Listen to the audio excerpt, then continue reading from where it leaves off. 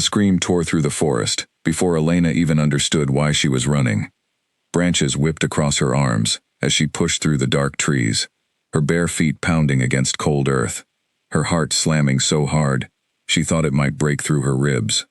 Behind her, the howls of the gathered pack rose into the night sky, a chorus of shock and confusion that chased her like a living thing. She did not look back. She could not look back. If she turned around now, she would see his face again, the face of the man who was supposed to be her whole world, twisted in disgust, as he said the words that shattered her. "I reject you as my mate." 5 words. That was all it took to end everything. Elena Voss had waited 18 years for this night. Every young wolf in the Blackwood territory grew up hearing stories about the moment they would meet their fated mate, the one person the moon goddess herself had chosen for them before they were even born. The elders spoke of it with reverence, describing the bond as a golden thread that connected 2 souls across any distance, a thread that could never be cut once tied. Elena had believed those stories with her whole heart. She had pictured her mate 1,000 times in her mind, imagining warm eyes and a gentle voice, someone who would look at her the way her father used to look at her mother, like she was the only person in the world worth seeing. She never imagined it would be Damon Blackwood, heir to the most powerful pack in the region. She never imagined that when their eyes finally met across the crowded gathering hall, and the bond snapped into place with a jolt that stole the breath from her lungs, he would step back from her as if she were something dangerous. The hall had gone silent.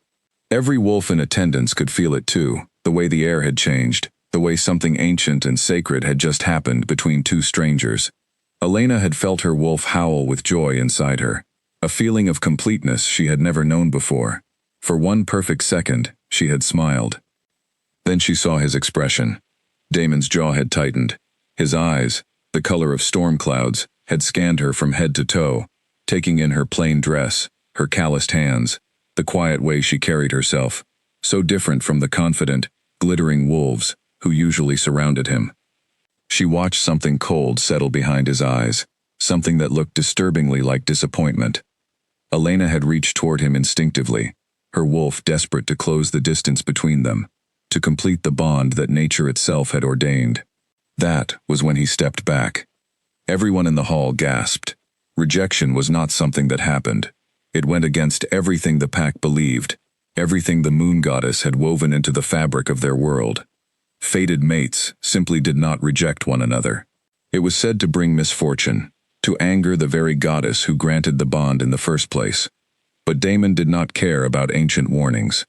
He looked past Elena, toward the entrance of the hall, where a striking young woman had just arrived, dressed in silks so fine they seemed to catch every candle flame in the room. Her hair was the color of polished copper, and she moved like she already owned everything she looked at. Princess Seraphina Draymore, daughter of a neighboring kingdom's ruling pack, had come to visit the Blackwood territory that very evening, and Damon's attention had already drifted toward her before Elena had even finished catching her breath.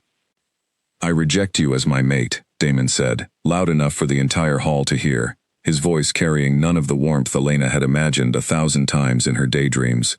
"You are not who I need standing beside me." The words landed like physical blows. Elena felt the invisible thread that had just formed between them snap violently, a pain unlike anything she had ever experienced, as though something had reached into her chest and torn a piece of her away.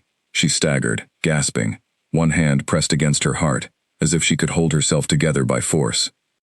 Around her, the pack members whispered. Some looked at her with pity.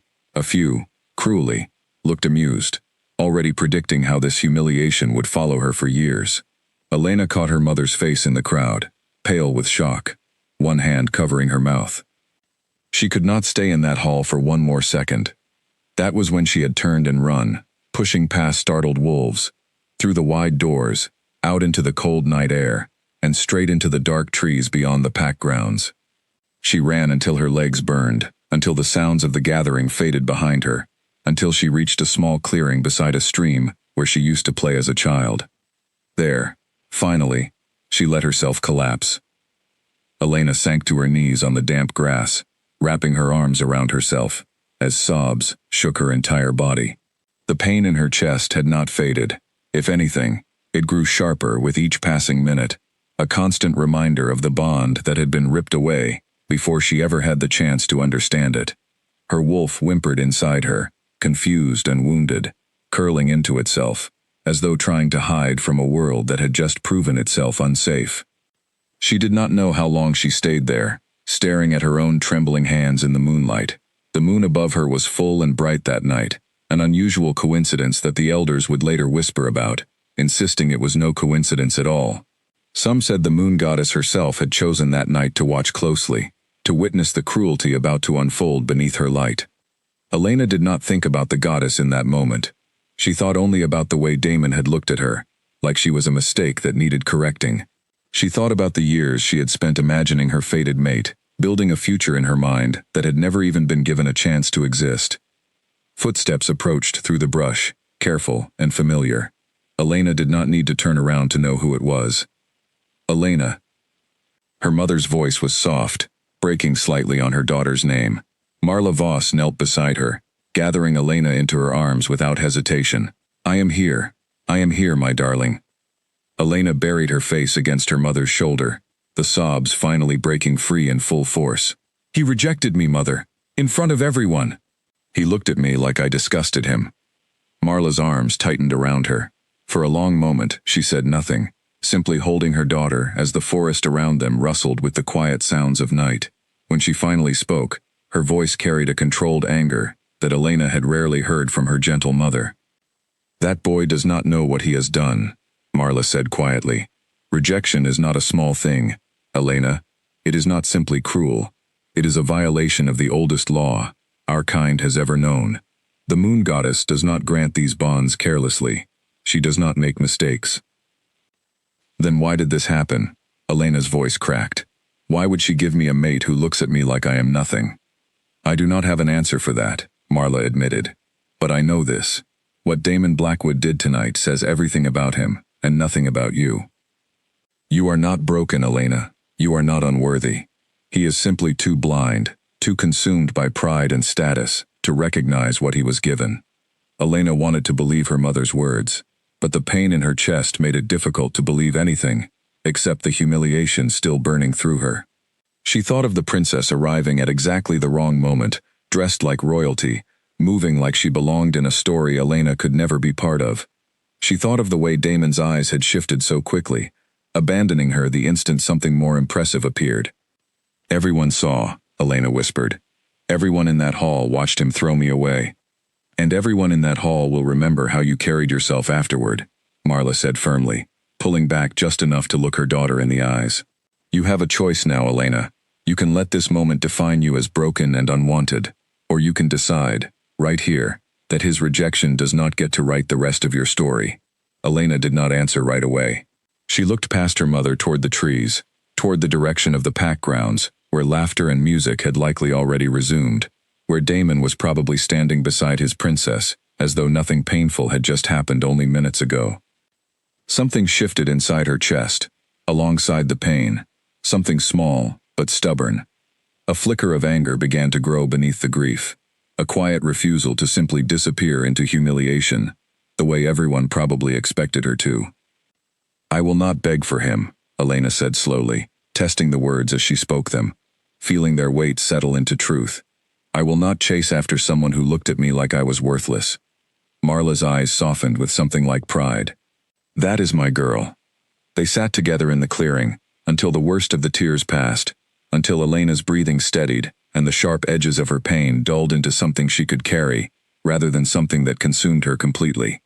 The pain of the broken bond did not disappear, not that night, and not for a long time afterward, but Elena found she could stand despite it. When they finally returned to the small home Elena shared with her mother on the outer edge of the pack territory, Elena caught her reflection in the window glass. Her eyes were red and swollen, her hair tangled from running through the forest, her dress torn at the hem from branches that had grabbed at her during her flight. She looked, she thought, exactly like a girl who had just been humiliated in front of her entire pack. But underneath the exhaustion, something else was beginning to take shape. A quiet resolve, still fragile, still uncertain of its own strength, but present nonetheless. She would not be the story everyone expected her to become. The following morning arrived gray and heavy, clouds hanging low over the pack territory, as if mourning alongside her. Elena did not want to leave the house. She could already imagine the whispers waiting for her outside, the sideways glances, the pitying smiles that somehow felt worse than open cruelty. Her mother, however, insisted she needed fresh air, and gently guided her out toward the small garden behind their home. It was there, kneeling in the dirt beside rows of herbs, that Elena first noticed something strange happening within herself. Her hands, usually steady, trembled faintly as she worked. Her wolf, still wounded from the previous night, stirred restlessly beneath her skin, more agitated than usual. She had expected her wolf to remain quiet and withdrawn after the rejection, curled protectively inward, the way broken bonds usually left a wolf's inner spirit. Instead, there was a strange energy building, something Elena could not quite name. She dismissed it as exhaustion and grief playing tricks on her senses. She had no way of knowing, not yet, that this unfamiliar stirring was only the very beginning of something far larger, something that would eventually reshape not only her own fate, but the fate of the entire Blackwood pack. For now, she simply focused on breathing, on surviving one difficult moment after another, refusing to let the ache in her chest win. Across the territory, inside the grand stone halls of the Blackwood estate, Damon Blackwood stood at his window, staring out over the grounds without truly seeing them. He told himself he had made the right decision. He told himself that a plain, unremarkable girl from a lower-ranking family could never have served the needs of a future alpha destined to lead the strongest pack in the region. He told himself many things that morning. What he did not tell himself, what he refused to even consider, was the small, nagging discomfort sitting uneasily in his chest since the moment he had spoken those 5 words. It was not guilt, he insisted internally. It could not be guilt. He had done what was necessary for his pack's future. Behind him, the door opened, and Serafina swept into the room without waiting for an invitation, her copper hair catching the pale morning light. She smiled at him, confident and pleased, clearly still savoring the events of the previous night. "You made quite an impression," she said, her voice smooth as silk. "Rejecting a fated bond in front of an entire hall, that takes either great courage or great foolishness. I have not yet decided which." Damon turned to face her, forcing his expression into something composed and unaffected. "It was necessary." Serafina studied him for a long moment, something calculating flickering behind her elegant features before it disappeared behind her practiced smile. "Well, I, for one, am glad you did. It would be rather inconvenient for our arrangement if you were bound to someone else." She said the word arrangement with deliberate emphasis, reminding him exactly what their courtship represented. Their union had been discussed for months by their respective packs, a political alliance meant to strengthen both territories against rising threats along the eastern borders. Love, or even basic affection, had never been part of the conversation. Power was the only currency that mattered. Damon nodded, pushing away the discomfort still lingering in his chest. He had made his choice. There was no reason to dwell on a girl he barely knew, whose only connection to him was an accident of fate rather than anything real. He did not yet understand how deeply that dismissal would come to haunt him. Outside the estate, Elder Wren, the pack's healer, stood in the herb garden with a troubled expression on her weathered face. She had felt something shift the previous night, a subtle disturbance in the air she had spent decades learning to sense. It was faint, barely noticeable to anyone without her training, but it was there. Something sacred had been broken. Elder Wren did not yet know the full consequences of what Damon Blackwood had done, but she had lived long enough, and studied the old ways closely enough, to understand that the moon goddess did not forgive such violations easily. Rejection of a fated mate was rare, precisely because it invited consequences few packs dared to risk. She glanced toward the sky, gray and heavy with clouds that refused to break, and felt an uneasy certainty settle into her bones. Something was coming. She simply did not yet know what shape it would take, or how far its reach would extend, before everything was set right again. For Elena, the days following her rejection blurred together in a haze of quiet grief and stubborn survival.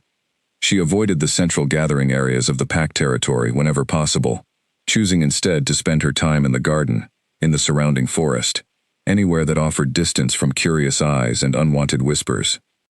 She noticed the way conversations stopped when she entered a room, the way some pack members looked at her with open pity, while others seemed almost afraid to meet her eyes at all. as though rejection were a sickness that might somehow spread. She noticed, too, the small handful who looked at her with something closer to cruelty, amused by her misfortune, entertained by the spectacle of a plain girl publicly discarded for a princess. Elena forced herself to walk through the packed grounds anyway, refusing to let herself become a prisoner within her own home. Each step outside felt like a small act of defiance, a quiet refusal to disappear, simply because someone else had decided she was unworthy.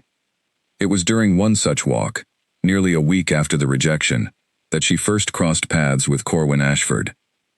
He was an older wolf, retired from active pack duties, known throughout the territory for his fierce reputation during his younger years as one of the most skilled warriors the Blackwood pack had ever produced.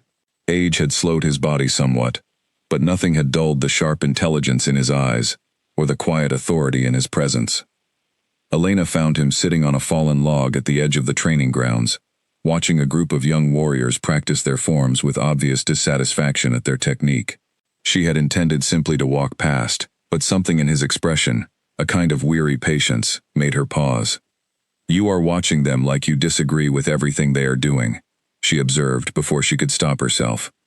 Corwin glanced up at her, studying her face for a long moment.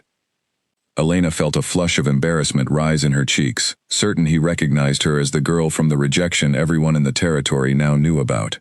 "I disagree with most of what passes for training these days," he said instead, his voice gruff but not unkind. "Too much focus on strength, not enough on discipline. A wolf without discipline is simply a liability waiting to happen." Elena found herself sitting down beside him without quite deciding to do so, something about his straightforward manner easing the constant tension she had been carrying in her shoulders for days. They talked for a while about nothing important, the weather, the upcoming harvest season, small pieces of ordinary conversation that felt almost shocking in their normalcy, after a week of whispers and pity. Eventually, Corwin studied her more closely, his sharp eyes seeming to see straight through her carefully composed expression. "You are the Voss girl, the one from the gathering hall." Elena's shoulders tensed instinctively, bracing herself for pity or judgment. "Yes." To her surprise, Corwin simply nodded, no trace of pity in his expression. "Foolish decision, what that boy did. Fated bonds are not given lightly. But foolishness is not your burden to carry, girl. It is his." "Everyone keeps telling me that," Elena admitted quietly. "It does not make it hurt less." "No," Corwin agreed. "It likely will not for a while yet. Pain like that does not disappear simply because someone tells you it should. But pain can be channeled, if you know how. It can be turned into something useful, rather than something that simply consumes you." Elena studied him carefully, sensing there was more behind his words than simple conversation. "What are you suggesting?" Corwin's mouth curved into the faintest hint of a smile, the first genuine warmth Elena had seen directed toward her in days. "I am suggesting that a girl with your kind of quiet fire should not waste it feeling sorry for herself in gardens. Come find me at dawn tomorrow, if you are serious about learning something useful. I will show you what real discipline looks like." Elena hesitated only a moment before nodding, something stirring within her that felt suspiciously like hope, fragile but undeniably present. She did not yet know that this small, unplanned meeting beside a training ground would become the beginning of everything that followed, the first thread in a transformation that would eventually reach far beyond anything she could currently imagine. She only knew, walking home that evening beneath a sky finally beginning to clear, that for the first time since the rejection, she felt something other than pure grief. She felt, faintly but unmistakably, the stirrings of purpose. And somewhere deep within her, hidden beneath the pain and the healing wounds of a broken bond, something ancient and powerful continued to stir, patient and waiting, though Elena remained entirely unaware of its presence. The moon goddess, it seemed, was not yet finished with Elena Voss. Not by a considerable measure.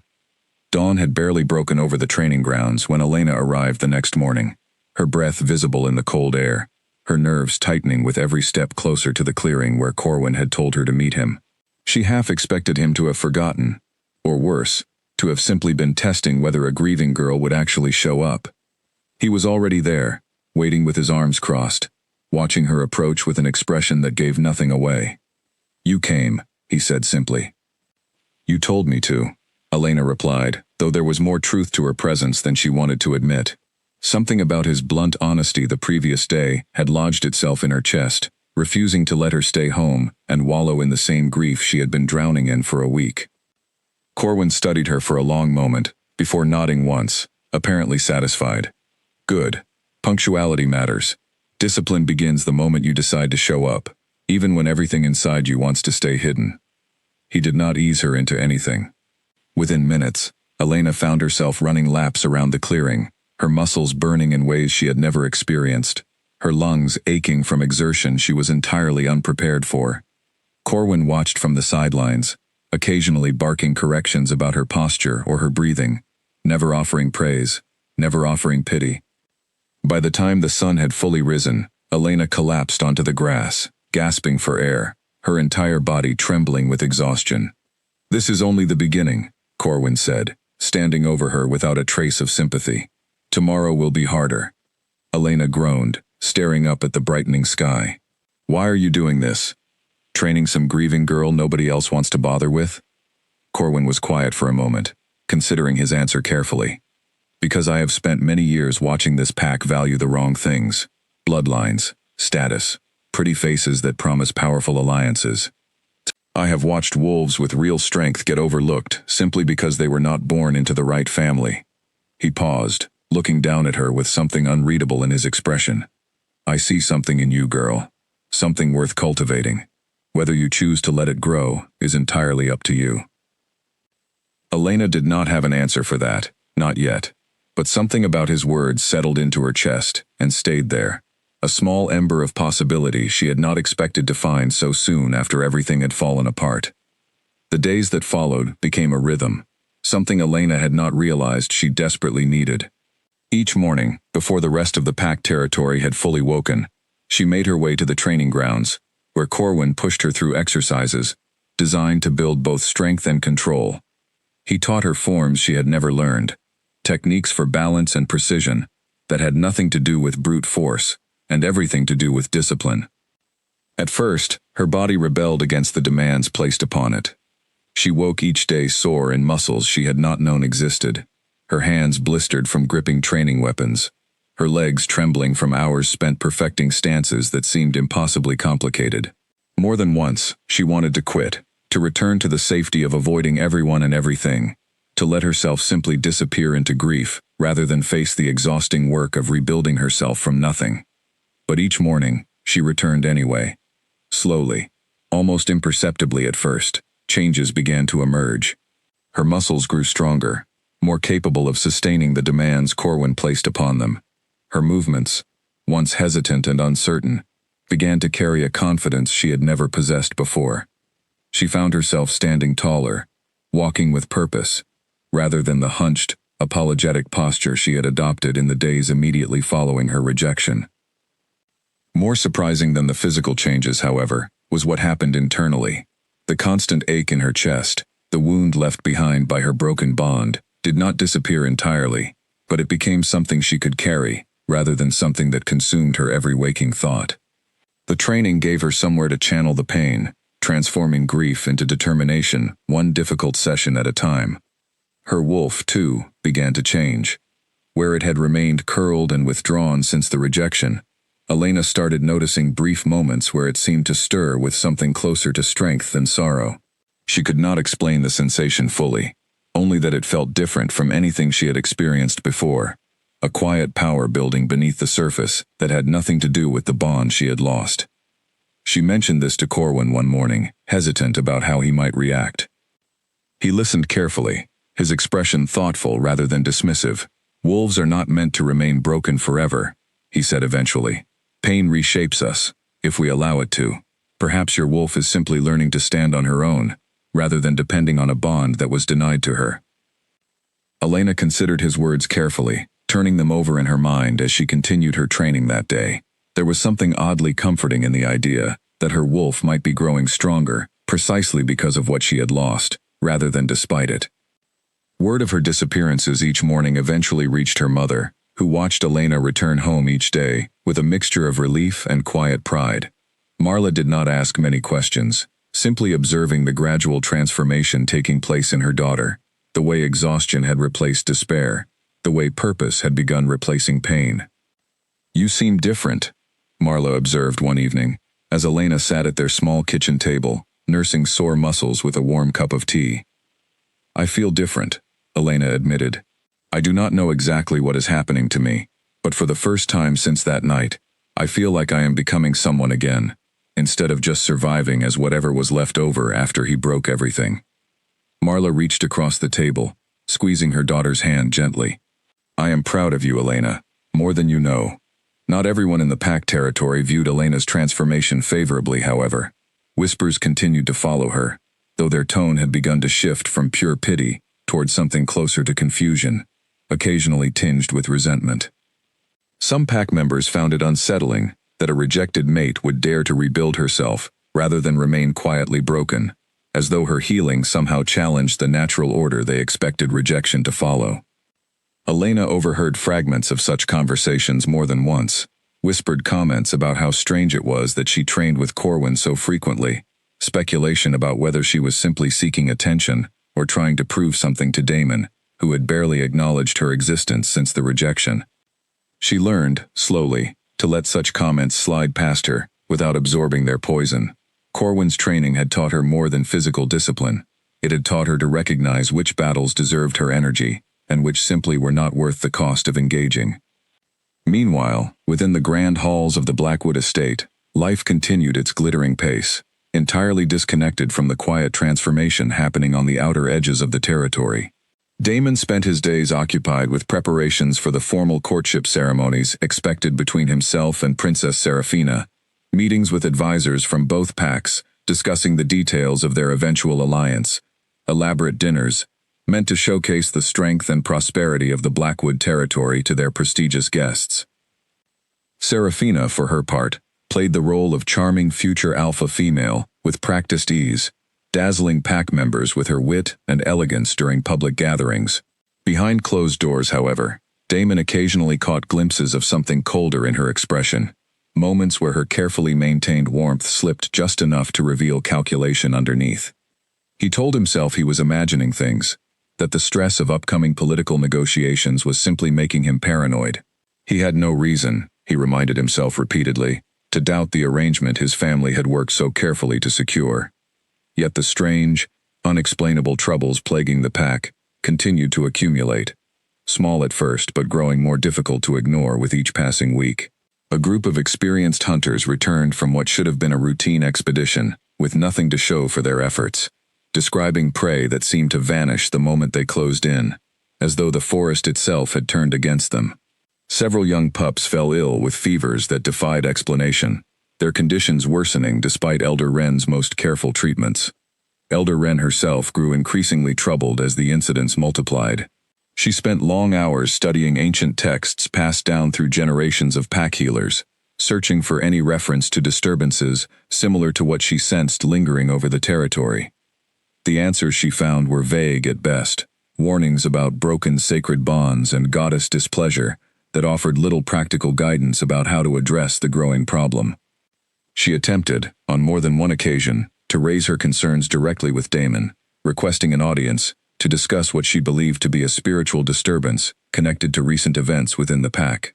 Each time, she found herself redirected by busy advisors, her concerns dismissed as superstition unworthy of the future alpha's limited time. "He does not wish to hear it," she confided quietly to one of her assistants after yet another failed attempt to secure a meeting. "He has convinced himself that what happened with the Voss girl carries no consequence beyond hurt feelings. He does not understand what he has truly done." Her assistant, a younger wolf still learning the healing arts, looked troubled by her words. "Do you believe the goddess is punishing the entire pack for one man's choice?" Elder Wren considered the question carefully before answering. "I believe the goddess rarely punishes without purpose. Whatever is happening here, I suspect it is meant to teach a lesson, not simply to cause suffering for its own sake. The question is whether anyone will learn it before the consequences grow beyond what we can easily repair." Back at the training grounds, Elena continued pushing herself further each day, unaware of the growing troubles unfolding within the pack she called home. Corwin had begun introducing more advanced techniques into her training, teaching her not only physical combat forms, but also methods of tracking, of reading terrain, of anticipating an opponent's movements before they occurred. "You learn quickly," he told her one afternoon, watching as she executed a complicated defensive maneuver, with far more precision than she had managed just weeks earlier. "Faster than most warriors I have trained in my years leading combat instruction for this pack." Elena wiped sweat from her forehead, catching her breath before responding. "I have motivation. Most warriors probably lack." Corwin's expression grew momentarily serious. "Motivation built purely from anger and hurt will only carry you so far, girl. Eventually, you will need something more sustainable, something rooted in who you are becoming, rather than simply what was taken from you." Elena considered his words carefully, recognizing the truth in them, even as she struggled to articulate exactly what her deeper motivation might be. She was no longer training simply to process her grief over the rejection. Something else had begun taking root within her, a growing sense of who she wanted to become, regardless of whether Damon Blackwood ever acknowledged her existence again. She wanted to become someone strong enough that no one could ever again dismiss her so easily. She wanted to reclaim the confidence and worth that had been stolen from her in front of an entire gathering hall. Though she barely admitted it even to herself, she wanted to understand the strange, unfamiliar power continuing to stir within her wolf, the sensation that had first emerged in the days immediately following her rejection and had only grown stronger with each passing week of training. That evening, walking home beneath a sky scattered with stars, Elena paused beside the stream, where she had collapsed in grief only weeks earlier. The water moved gently in the moonlight, peaceful and unchanged, despite everything that had shifted within her since that painful night. She knelt beside the water, studying her own reflection. The girl staring back at her looked different than the one who had knelt in this same spot weeks before, tear-streaked and broken. Her posture had straightened. Her eyes, though still carrying traces of old pain, held something new as well, a quiet steadiness that had not existed before. "I do not know what is happening to me," she whispered to the water, half expecting no response, simply needing to voice the thought aloud. "But I think something is changing. Something bigger than just training with Corwin." The water offered no answer, only continued its gentle movement beneath the moonlight. Yet Elena could not shake the feeling that she was being watched, that something ancient and patient continued observing her progress from somewhere just beyond her understanding. She did not yet know how right that instinct truly was. Above her, hidden from mortal sight but ever present, the moon goddess continued her careful observation of the unfolding events within the Blackwood territory. She had witnessed the rejection with a fury few mortals could comprehend, had felt the sacred bond torn apart by pride and shallow ambition. She had also witnessed something else entirely in the weeks since, something that offered a rare flicker of hope amid her displeasure. She had watched Elena Voss refuse to break entirely beneath her pain. She had watched the girl choose, day after difficult day, to rebuild herself rather than surrender to the humiliation inflicted upon her. Such resilience did not go unnoticed by a goddess who valued strength of spirit above all else. The consequences for Damon Blackwood's foolish choice were only beginning to unfold. Far greater trials awaited both him and his pack before the balance he had disrupted could ever hope to be restored. And Elena, though she remained unaware of the role she was destined to play in that restoration, was being prepared, day by careful day, for challenges that would test her in ways she could not yet imagine. The path ahead remained shrouded in uncertainty, but one truth had already become clear beneath the watchful eyes of the goddess above. Elena Voss would not remain a footnote in someone else's story. She was becoming the author of her own. The carriage arrived at the Blackwood estate with a fanfare that could be heard from nearly a mile away, golden banners fluttering from its sides, an honor guard of Draymore warriors marching alongside, in polished armor that gleamed even beneath the overcast sky. Princess Serafina had officially arrived to begin her extended stay within the territory, and the entire pack had been summoned to witness her formal welcome. Elena stood near the back of the assembled crowd, close enough to fulfill the expectation that every pack member attend such significant occasions, far enough to avoid drawing unwanted attention to herself. She had debated skipping the ceremony entirely, uncertain whether she could stomach watching Damon publicly welcome the woman he had chosen over her, but Corwin had insisted she attend, arguing that hiding away would only feed the whispers still occasionally following her through the territory. "Let them see you standing tall," he had told her that morning. Let them see that his rejection did not break you. So Elena stood among the crowd, her shoulders squared, her expression carefully neutral, watching as Serafina descended from her ornate carriage, with the practiced grace of someone who had spent her entire life being watched and admired. The princess was, Elena had to admit, undeniably striking. Her copper hair caught even the weak sunlight filtering through the clouds, and her gown, layered in shades of deep gold and emerald, seemed designed specifically to command attention. She moved through the crowd with confidence, offering gracious smiles to pack members, as though she had already claimed her place among them. Damon stepped forward to greet her, and Elena watched the exchange with an unexpected calm that surprised her. Weeks earlier, witnessing such a moment might have shattered whatever fragile progress she had made toward healing. Now, though the old wound still ached faintly at the sight of him, she found she could observe the scene without being consumed by it. "Welcome to Blackwood territory," Damon said, his voice carrying easily across the gathered crowd. "We are honored by your presence, Princess Serafina." Serafina offered him an elegant curtsy, her smile widening as she took in the assembled pack, the grand estate rising behind them, the obvious wealth and power on display. "The honor is entirely mine. I have heard so much about the strength of your territory. I look forward to seeing it firsthand." The formal welcome continued for nearly an hour, filled with speeches from pack elders and Draymore representatives alike, all emphasizing the significance of the alliance being forged between their two territories.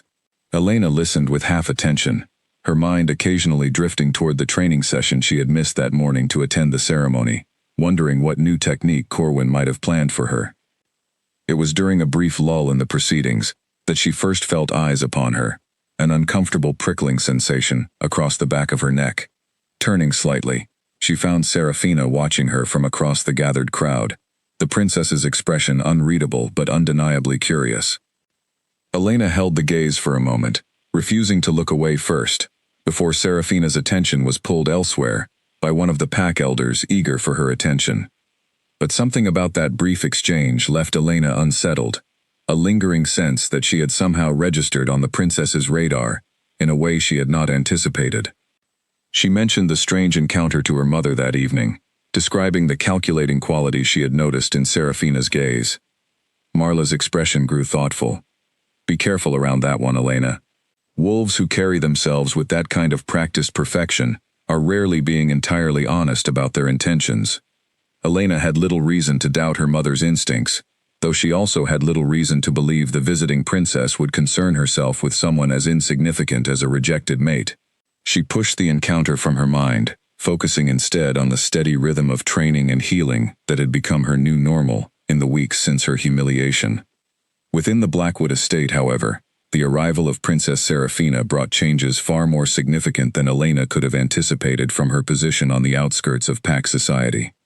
Serafina wasted little time establishing herself within the daily rhythms of estate life, charming pack advisors with her intelligence and wit during formal meetings, impressing warriors with her surprising knowledge of combat strategy during training demonstrations, captivating pack elders with her apparent devotion to strengthening the bond between their two territories. Damon found himself increasingly drawn into her orbit, spending long hours in her company discussing everything from territorial politics to personal history. She was, he discovered, remarkably easy to talk with, possessing a sharp intelligence that matched his own ambitions for the future of his pack. "Our alliance will make both our territories nearly untouchable," Serafina told him one evening, as they walked together through the estate gardens beneath a sky, finally clearing after weeks of gray clouds.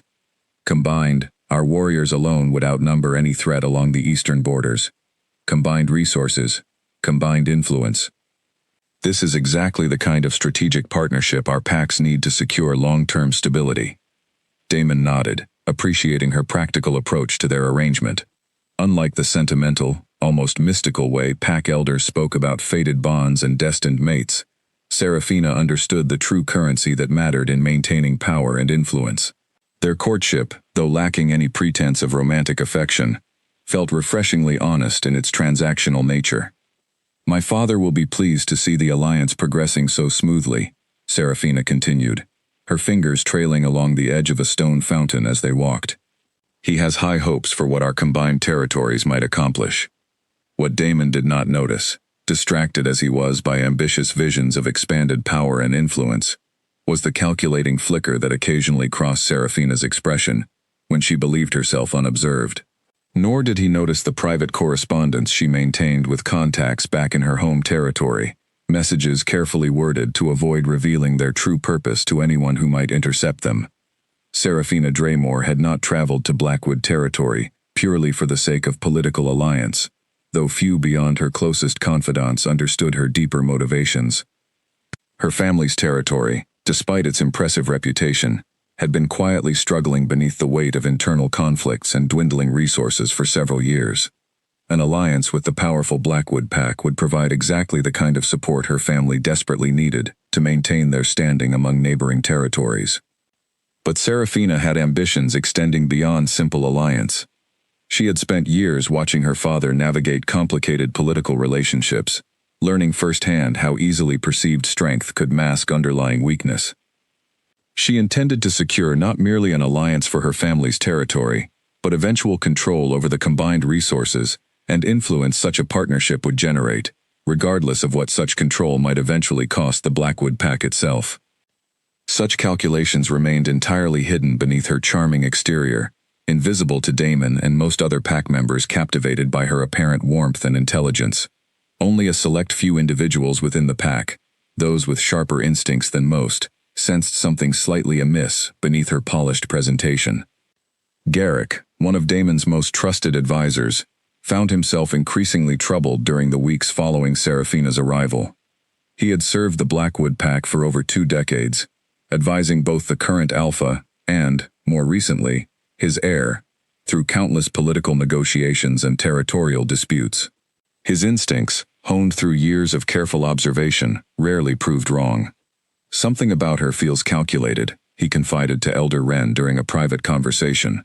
The 2 longtime pack advisors sharing concerns neither felt entirely comfortable voicing openly. "Every word, every gesture, seems designed for maximum effect rather than genuine feeling." Elder Wren nodded slowly, her own troubled instincts aligning with Garrick's assessment. "I have sensed something similar. Though I confess my concerns have been consumed mainly by the strange disturbances plaguing our territory since the rejection, I fear we may be facing threats from multiple directions simultaneously. Have you made any progress understanding the source of these disturbances?" Garrick asked. Elder Wren shook her head, frustration evident in her expression. "The ancient texts speak of consequences following broken sacred bonds, but they offer little specific guidance about how such consequences might manifest, or how they might eventually be resolved. I fear we are simply waiting for matters to worsen before any clear path forward becomes apparent." Their concerns, though shared privately between trusted advisors, found little traction among the wider pack leadership. Damon remained thoroughly absorbed in his developing partnership with Serafina, dismissing any suggestion that recent troubles might be connected to his treatment of Elena as little more than superstitious speculation, unworthy of serious consideration. Meanwhile, the strange incidents plaguing the Blackwood territory continued their slow accumulation. A group of warriors assigned to patrol the northern border returned, describing an unsettling sense of wrongness pervading the forest, an instinctive unease that made even experienced fighters reluctant to venture too deeply into familiar territory. Livestock within the pack's shared farmland grew increasingly restless, several animals falling ill without clear cause, despite the best efforts of pack caretakers. Individually, each incident might have been dismissed as coincidence or bad luck. Collectively, they painted a picture increasingly difficult to ignore, though Damon continued his determined efforts to do exactly that. Elena, absorbed in her own steady progress toward healing and strength, remained largely unaware of the growing troubles unfolding around her. Her training with Corwin had progressed to include more advanced combat techniques, and she found herself increasingly capable of holding her own during sparring exercises that would have seemed impossible just weeks earlier.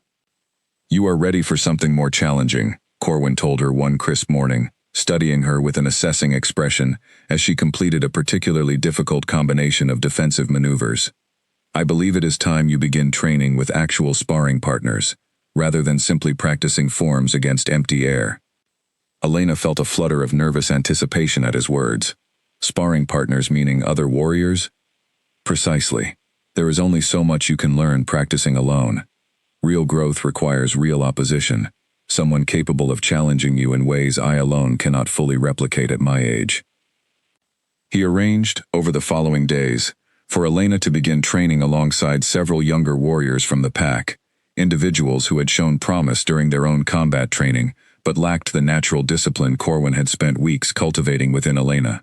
The arrangement proved beneficial for everyone involved, Elena gaining valuable experience against opponents closer to her own physical capabilities, the younger warriors benefiting from her surprisingly sophisticated technique. Word gradually began spreading through certain circles of the pack about the rejected mate who had quietly transformed herself into a capable warrior under Corwin's guidance. The whispers, once filled primarily with pity, took on a different quality entirely, curiosity and, in some cases, grudging respect, replacing the earlier dismissiveness that had followed Elena since her humiliation. Elena remained largely indifferent to the shifting perception surrounding her, focused instead on her continued growth and the strange, still unexplained power occasionally stirring within her wolf during moments of intense physical exertion. During one particularly demanding sparring session, she found herself moving with a speed and precision that seemed to exceed anything she had consciously trained for. Her opponent left staring in obvious astonishment as she executed a defensive maneuver that should have been beyond her current skill level. "How did you manage that?" her sparring partner, a young warrior named Colin, asked afterward, still catching his breath from their exchange. Elena studied her own hands, equally puzzled by what had just occurred. "I am not entirely certain. It simply happened." She mentioned the incident to Corwin that evening, describing the strange sensation of her wolf surging forward with unexpected strength during the exchange. Corwin listened carefully, his expression growing increasingly thoughtful as she spoke. "I have suspected for some time that something unusual is developing within you," he admitted finally. "Something beyond simple physical training. I do not yet understand its nature, but I do not believe it wise to dismiss such occurrences as mere coincidence." "What do you think it means?" Elena asked, uncertainty evident in her voice. Corwin was quiet for a long moment, considering his response carefully. "I believe, though I cannot yet prove it, that your wolf may be developing strength that extends beyond ordinary training. Whether this connects somehow to your broken bond, or represents something else entirely, I cannot say with confidence, but I would advise paying close attention to these occurrences as they continue. They may prove significant beyond what either of us currently understands." Elena absorbed his words carefully, turning them over in her mind as she walked home that evening, beneath a sky finally clear of the persistent gray clouds that had lingered over the territory for weeks. She thought of the strange stirring she had felt since the very night of her rejection, the sensation that had only grown stronger and more frequent as her training progressed. She thought, too, of the brief but unsettling exchange she had shared with Princess Serafina during the formal welcome ceremony, the calculating quality she had glimpsed beneath the princess's polished exterior. Something about that moment continued to linger uncomfortably in her memory, though she could not fully articulate why. Elena did not yet understand how deeply the threads of her own transformation and the growing troubles plaguing the Blackwood pack were destined to intertwine. She only knew, walking beneath the clearing sky with her wolf still humming faintly with unfamiliar strength, that whatever was happening within her felt significant in ways she was only beginning to comprehend. The path ahead remained shrouded in uncertainty, but for the first time since her humiliation in the gathering hall, Elena found herself approaching that uncertainty with something closer to curiosity than fear. Whatever was coming, she intended to meet it standing tall. The first true crisis struck on a moonless night, when a fire broke out in the eastern grain stores without any clear explanation. Warriors rushed to contain the blaze, working through the darkest hours to prevent it from spreading toward the surrounding homes. But by the time the flames finally died down, nearly half the pack's stored winter grain had been destroyed. Elder Wren arrived at the smoldering ruins just as dawn began breaking over the horizon, her sharp eyes studying the scene with growing alarm. There was no evidence of lightning, no signs of carelessness among the warriors who guarded the stores each night, nothing that offered a rational explanation for how the fire had begun in the first place. "This is no accident," she murmured to Garrick, who stood beside her surveying the damage with a grim expression. "You believe this connects to the disturbances you have been tracking?" he asked quietly. "I believe it would be foolish to assume otherwise," she replied. "The pattern grows too consistent to dismiss as coincidence any longer. Failed hunts, sick livestock, warriors losing confidence in territory they have patrolled successfully for years. Now this. Something is actively working against this pack, Garrick, and I fear it traces directly back to the night of the rejection." Word of the fire spread quickly through the territory, and for the first time, murmurs of genuine concern began circulating among ordinary pack members, rather than simply the whispered gossip that had followed Elena in the weeks after her humiliation. People began recalling old stories passed down through generations, tales of packs that had suffered greatly after violating sacred bonds, cautionary legends most had dismissed as exaggerated folklore, until circumstances forced them to reconsider. Damon called an emergency meeting with his senior advisors that afternoon, gathering in the estate's formal council chamber to discuss the growing crisis. Elder Wren attended, finally securing the audience she had been requesting unsuccessfully for weeks, though the circumstances bringing her there offered little comfort. "We need answers," Damon said, pacing at the head of the long wooden table, his usual composed confidence noticeably strained. "This fire has cost us grain we cannot easily replace before winter arrives. I want to know how this happened, and I want to know immediately." "With respect," Elder Wren said carefully, choosing her words with obvious deliberation, "I believe the answer may connect to events that occurred several weeks ago, events involving a broken sacred bond." Damon's expression hardened instantly. "I have already explained that my personal decisions regarding my mate bond have nothing to do with grain fires or failed hunts." "Have they not?" Elder Wren pressed, unwilling to back down despite his obvious displeasure. "Alpha Damon, the ancient texts are clear about the consequences of rejecting a fated bond without cause. Such violations disturb the natural balance the moon goddess maintains over her chosen packs. I have watched troubling incidents accumulate steadily since that night, each one more difficult to dismiss than the last. I would be failing in my duties as this pack's healer if I did not raise these concerns directly, regardless of how uncomfortable they may be to hear." Silence fell over the council chamber, several advisors exchanging uneasy glances as Elder Wren's words settled into the tense atmosphere. Garrick, seated near the head of the table, cleared his throat carefully before speaking. "Alpha Damon, I share Elder Wren's concerns. The timing of these disturbances aligns too closely with recent events to dismiss entirely. Perhaps it would be prudent to at least consider the possibility, rather than ruling it out completely." Damon's jaw tightened visibly, frustration evident in every line of his posture.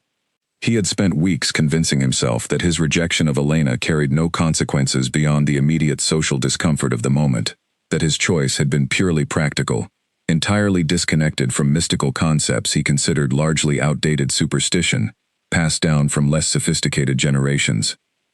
"Even if I were to entertain this theory," he said finally, his voice tight with barely controlled frustration, "what exactly would you have me do?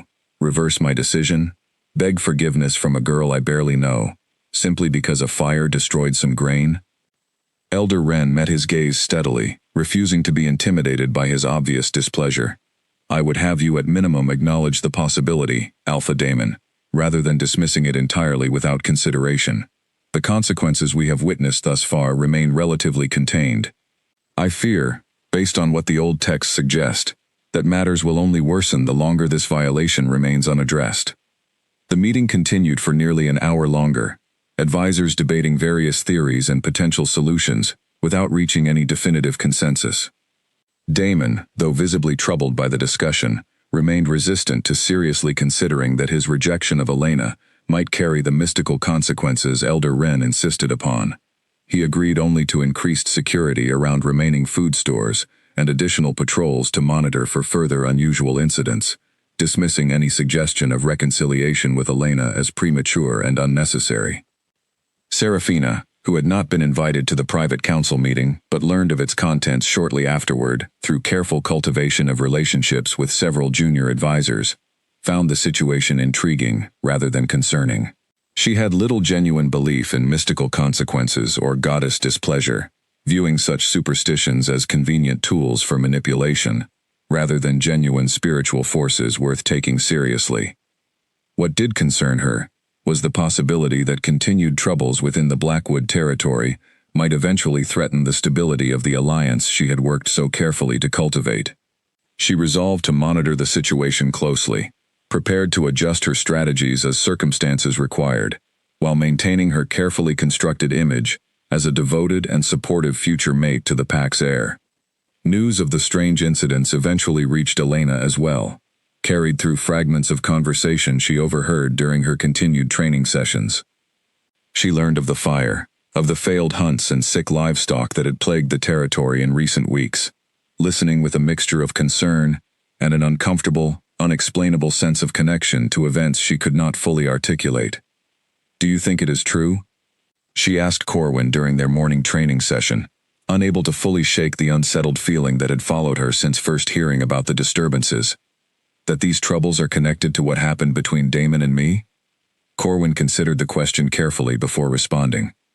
"I have lived long enough to witness the consequences of broken sacred bonds firsthand, though such circumstances remain rare enough that few in this generation have any direct experience with them. I do not know with certainty whether the current troubles connect specifically to your situation, but I would not dismiss the possibility entirely, given how consistently the ancient texts describe similar patterns following such violations." Elena absorbed his words with a growing sense of unease. She had spent weeks focused entirely on her own healing and growth, deliberately avoiding thoughts of Damon and the pain he had caused her.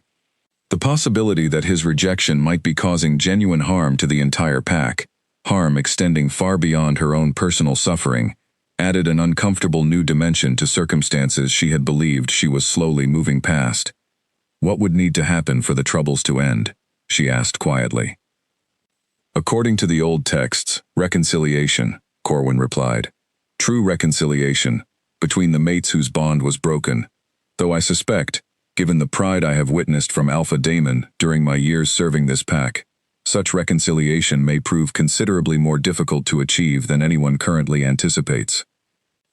Elena said nothing further, continuing her training with a distracted quality that Corwin noticed, but chose not to comment upon directly.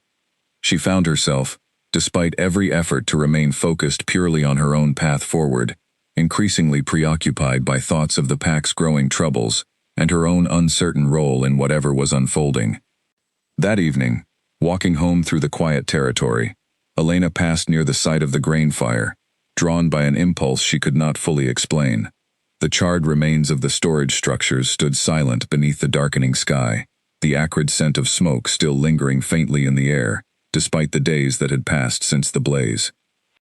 She stood among the ruins for a long moment, studying the destruction with a strange, unsettled feeling building in her chest.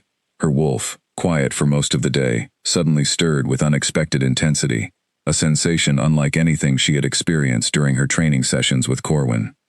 For just a moment, standing among the charred ruins beneath the darkening sky, Elena thought she glimpsed something at the edge of her vision, a faint shimmer of silvery light that vanished the instant she turned to look directly at it. She blinked, uncertain whether exhaustion was simply playing tricks on her perception, but the strange sensation lingered, a feeling of being watched by something ancient and powerful, patient and purposeful in ways she could not begin to fully comprehend. "Is someone there?" She called softly into the gathering darkness, feeling faintly foolish even as the words left her mouth. No response came. Only the quiet rustle of wind through nearby trees, the distant sounds of the territory settling into evening routines. Elena stood a moment longer, waiting for the strange sensation to fade entirely, before finally turning and continuing her walk home, unable to fully shake the feeling that something significant had just occurred, even if she could not yet understand its meaning. She did not share the strange experience with her mother that evening, uncertain how to even begin explaining something she barely understood herself. She lay awake long into the night instead, staring at the ceiling above her bed, turning over Corwin's words about reconciliation and consequence, about ancient bonds and the price of their violation. She thought, too, of the strange power continuing to develop within her wolf, growing stronger and more frequent with each passing week of training. Whatever connection existed between her own transformation and the troubles plaguing the pack remained frustratingly unclear. But Elena could no longer deny that some connection likely existed, however much she might have preferred to keep her personal healing entirely separate from the larger crisis unfolding around her.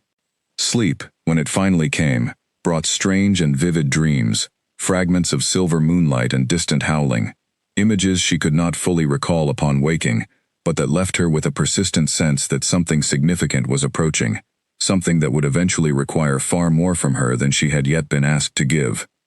Morning arrived gray and overcast once more, the brief clearing of skies from previous weeks apparently having been only temporary. Elena rose earlier than usual, unable to shake the restless energy that had followed her through her strange dreams, and made her way toward the training grounds well before her scheduled session with Corwin. She found him already waiting, an unusual occurrence given his typical punctuality that matched rather than exceeded their agreed meeting times. His expression, when he turned to acknowledge her arrival, carried a gravity she had not seen from him before. "Something has happened," he said, without preamble. "Another incident overnight. This one, more serious than the grain fire." Elena felt her stomach tighten with unease. What happened? A section of the northern boundary wards failed sometime during the night. The protective barriers our pack has maintained for generations, meant to keep dangerous predators and hostile territories at bay. They simply collapsed, without any clear cause. Warriors discovered the breach at first light, and thankfully caught it before any serious harm resulted. But the implications are troubling, Elena. Wards of that strength do not fail without significant cause. Elena absorbed this news with growing alarm. The strange sensation she had experienced the previous evening among the ruins of the grain stores suddenly feeling far more significant than she had initially believed. "Do you think this connects to what we discussed yesterday? To the rejection?" Corwin's expression grew increasingly grim. "I fear it becomes more difficult to believe otherwise with each passing incident. The pack's leadership can no longer afford to dismiss these events as simple coincidence, however much Alpha Damon might prefer to do exactly that." He studied Elena carefully for a long moment, something calculating entering his weathered expression. "I believe it is time you learned more about the true nature of the power developing within you, Elena. I have suspected for some time that it connects directly to the broken bond and the growing disturbances plaguing this territory. If I am correct, you may hold a role in resolving this crisis that extends far beyond simply defending yourself in a sparring match." Elena felt a chill move through her despite the relatively mild morning air, uncertainty, and a strange, reluctant anticipation building within her chest in equal measure. Whatever quiet, private healing she had been pursuing over the past weeks, focused purely on rebuilding herself after her humiliation, was clearly about to become something considerably larger and more complicated than she had ever anticipated. "Then teach me," she said finally, her voice steady, despite the uncertainty churning within her. "Whatever this is, whatever role I am meant to play, I would rather understand it than remain ignorant while the pack continues suffering." Corwin nodded slowly, something like approval flickering across his weathered features.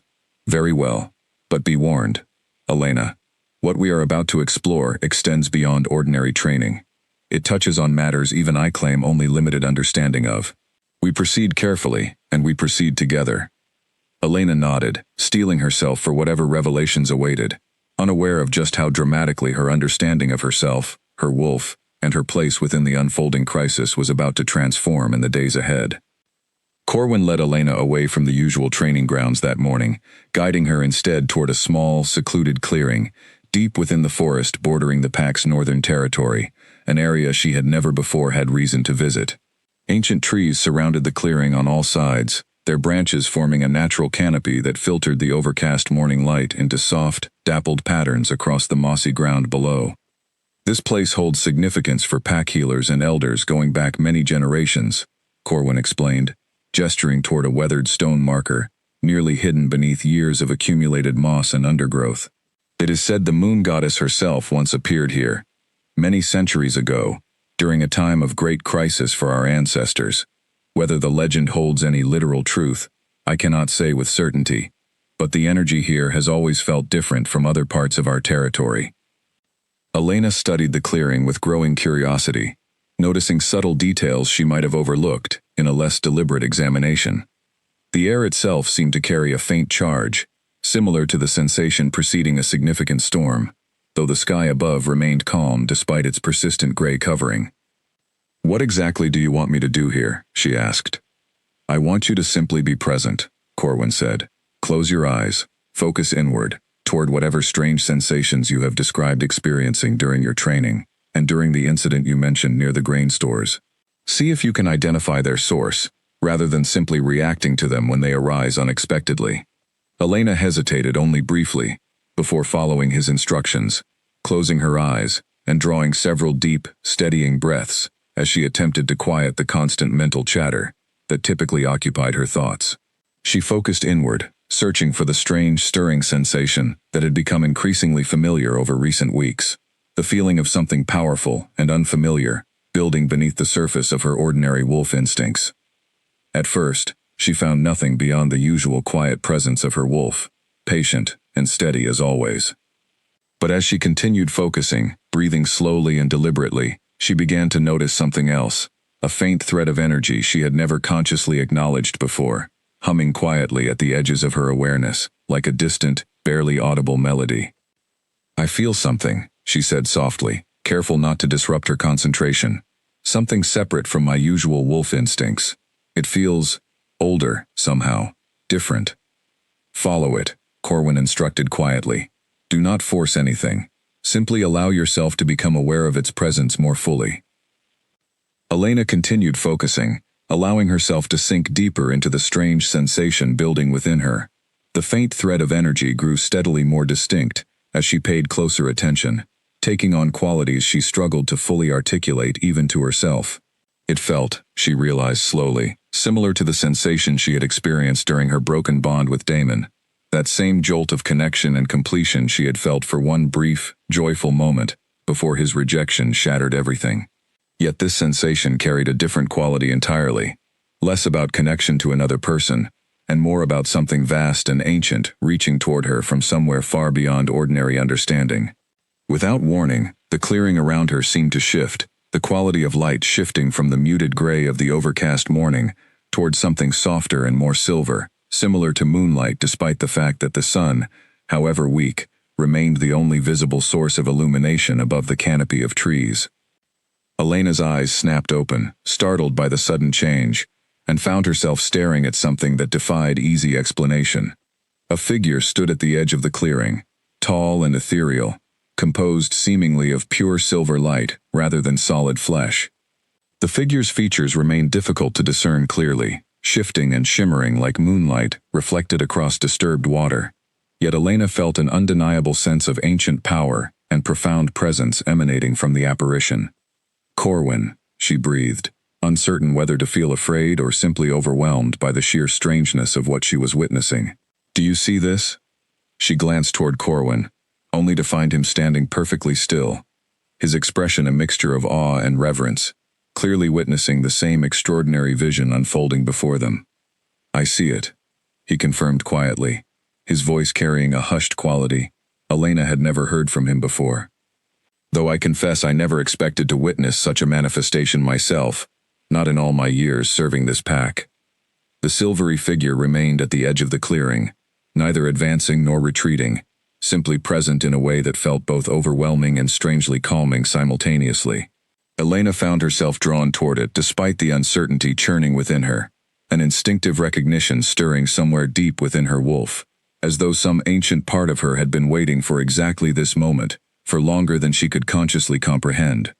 "Who are you?" Elena asked softly, uncertain whether the figure could even hear or understand her words. The response, when it came, arrived not as spoken words, but as something closer to a direct impression settling into Elena's mind, ancient and patient, carrying weight and significance beyond ordinary communication. She understood, with sudden and absolute certainty, exactly who stood before her. The moon goddess herself had chosen to reveal her presence, however briefly and incompletely, within this sacred clearing. Elena felt her knees weaken slightly beneath the overwhelming weight of that realization, though she remained standing, some instinctive part of her recognizing that whatever was unfolding required her continued attention and presence, rather than retreat into fear or disbelief. The impressions continued arriving in her mind, fragmented but unmistakably clear in their essential meaning. She understood that the goddess had witnessed her rejection, had felt the sacred bond torn apart by Damon's pride and shallow ambition. She understood, too, that the goddess had been watching her closely in the weeks since, observing her refusal to remain broken, her determination to rebuild herself into someone stronger despite the pain inflicted upon her. And she understood, with a clarity that settled deep into her bones, that the strange power stirring within her wolf carried significance far beyond anything she had previously imagined. "What is happening to me?" Elena asked, her voice trembling slightly despite her best efforts to maintain composure in the face of such an extraordinary encounter. The impressions continued, weaving together a picture Elena struggled to fully absorb even as it settled into her understanding. When a fated bond was broken through pride and pure disrespect, rather than any legitimate reason, the goddess explained, the mate who suffered the rejection was not left permanently diminished by the violation. Rather, such wolves carried the potential to develop strength drawn directly from the goddess's own power, a gift meant to help them survive and eventually overcome the injustice inflicted upon them, should they possess the resilience and determination necessary to cultivate it properly. Elena had spent weeks unknowingly nurturing exactly this potential through her disciplined training, her refusal to surrender to despair, her steady rebuilding of strength and confidence in the aftermath of her humiliation. The strange power she had noticed developing within her wolf was not, as she might have assumed, simply a byproduct of physical training. It represented something far more significant, a direct connection to the goddess's own sacred power, gradually awakening within her as a direct consequence of both her suffering and her refusal to be permanently broken by it. "But why?" Elena pressed, struggling to fully process the magnitude of what she was being told. "Why grant me such power, rather than simply punishing Damon directly for what he did?" The response arrived with a weight that settled deep into Elena's understanding, carrying implications she would spend considerable time processing in the days and weeks ahead. The goddess did not simply punish, she balanced. Damon's rejection had disrupted the natural order the goddess maintained over her chosen packs, and that disruption required correction, not through simple retribution, but through the restoration of proper balance. The troubles currently plaguing the Blackwood territory represented consequences of that imbalance, growing more severe the longer the underlying violation remained unaddressed. Elena's own developing strength represented one crucial thread in the larger tapestry of correction the goddess intended to weave. But other threads remained equally significant, including circumstances and betrayals not yet fully revealed, dangers building within the very heart of the pack that would require far more than simple reconciliation to overcome. "What dangers?" Elena asked, alarm creeping into her voice as she absorbed this final revelation. But even as she asked the question, the silvery figure began to fade, its form growing increasingly translucent against the backdrop of ancient trees, the quality of light in the clearing gradually returning to its earlier muted gray as the overcast morning reasserted itself.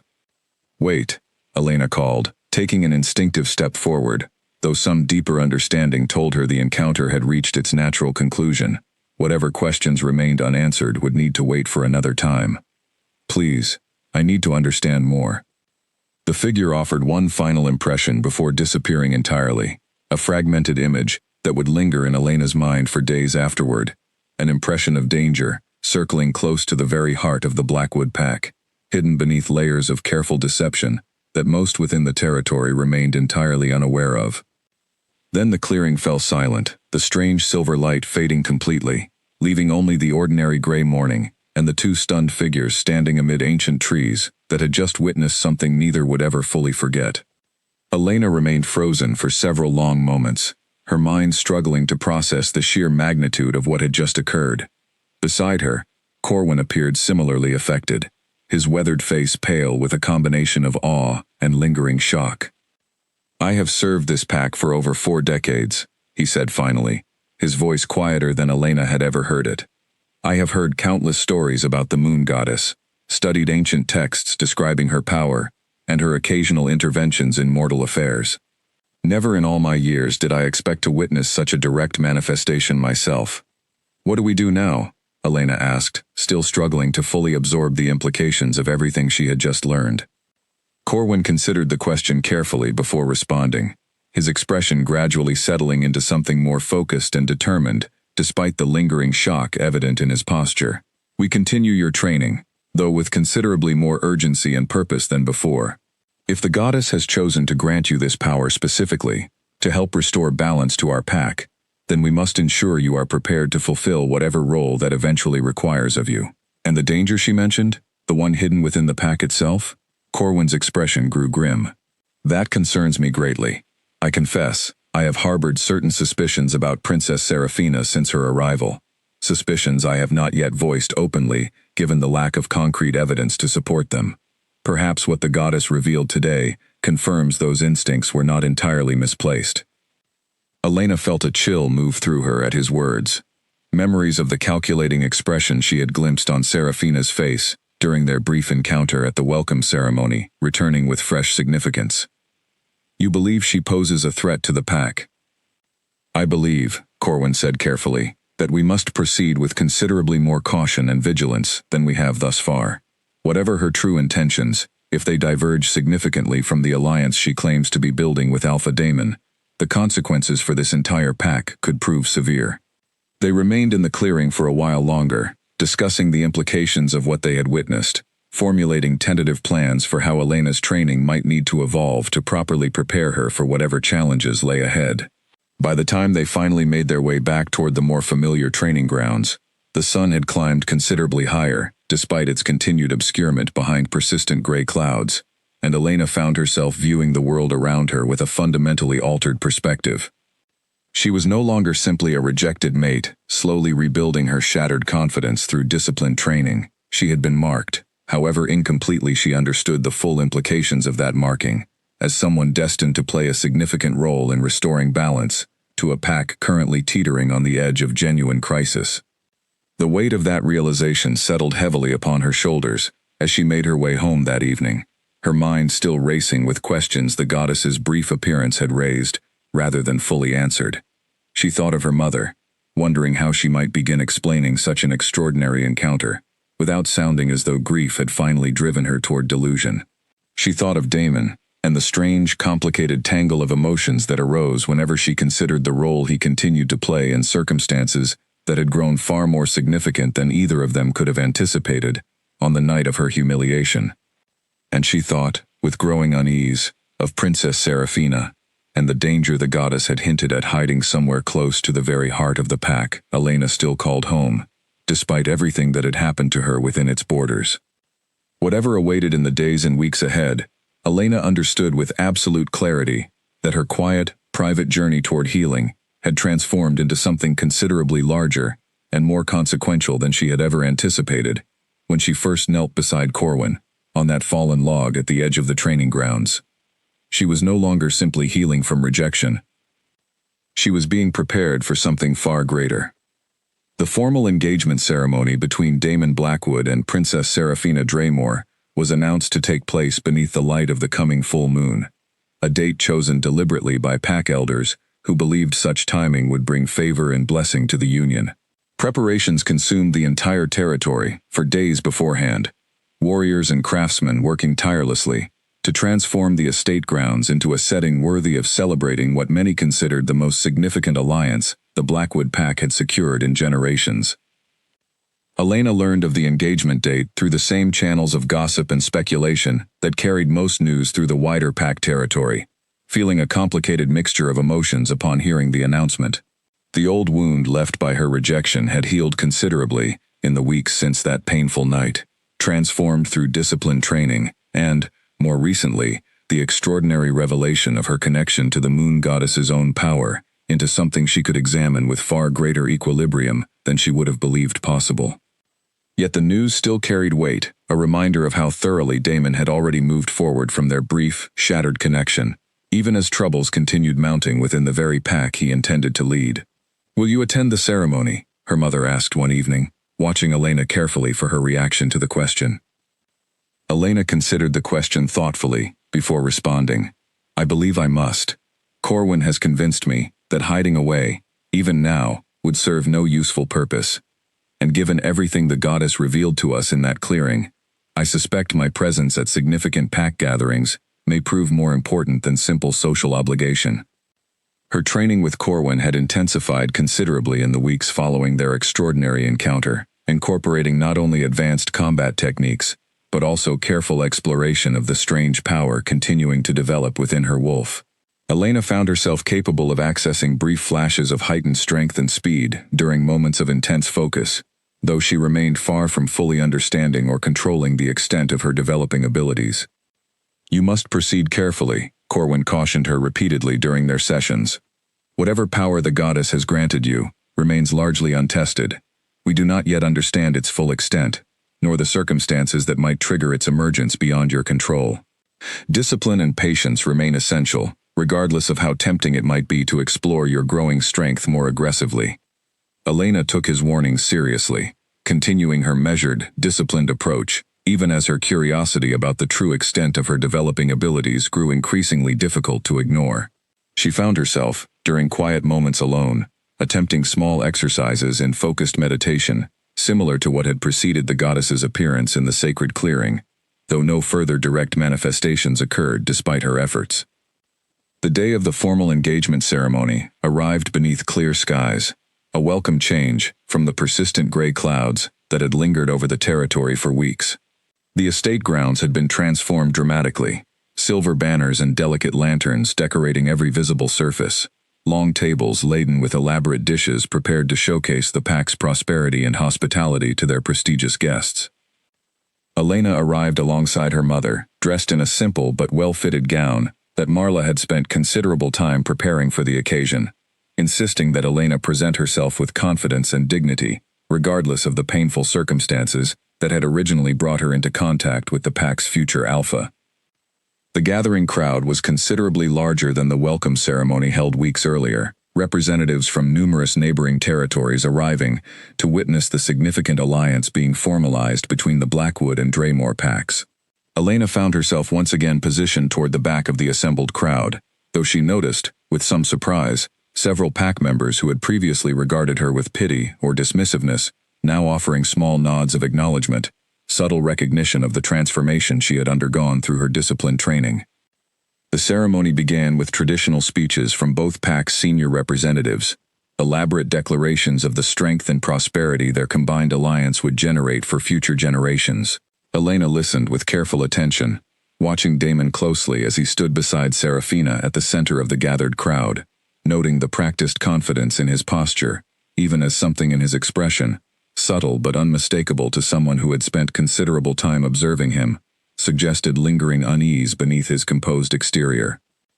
Serafina, by contrast, appeared entirely at ease, her elegant gown catching the afternoon light as she accepted the crowd's admiration with practiced grace.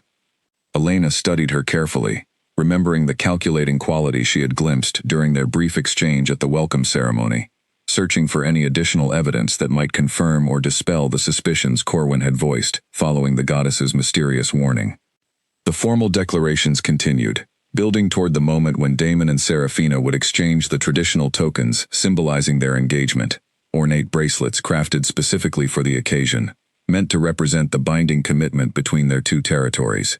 As the pack elder responsible for overseeing the ceremony began the final invocation, calling upon the moon goddess to bless the union about to be formalized, the sky above the gathered crowd began to shift in ways that immediately captured everyone's startled attention.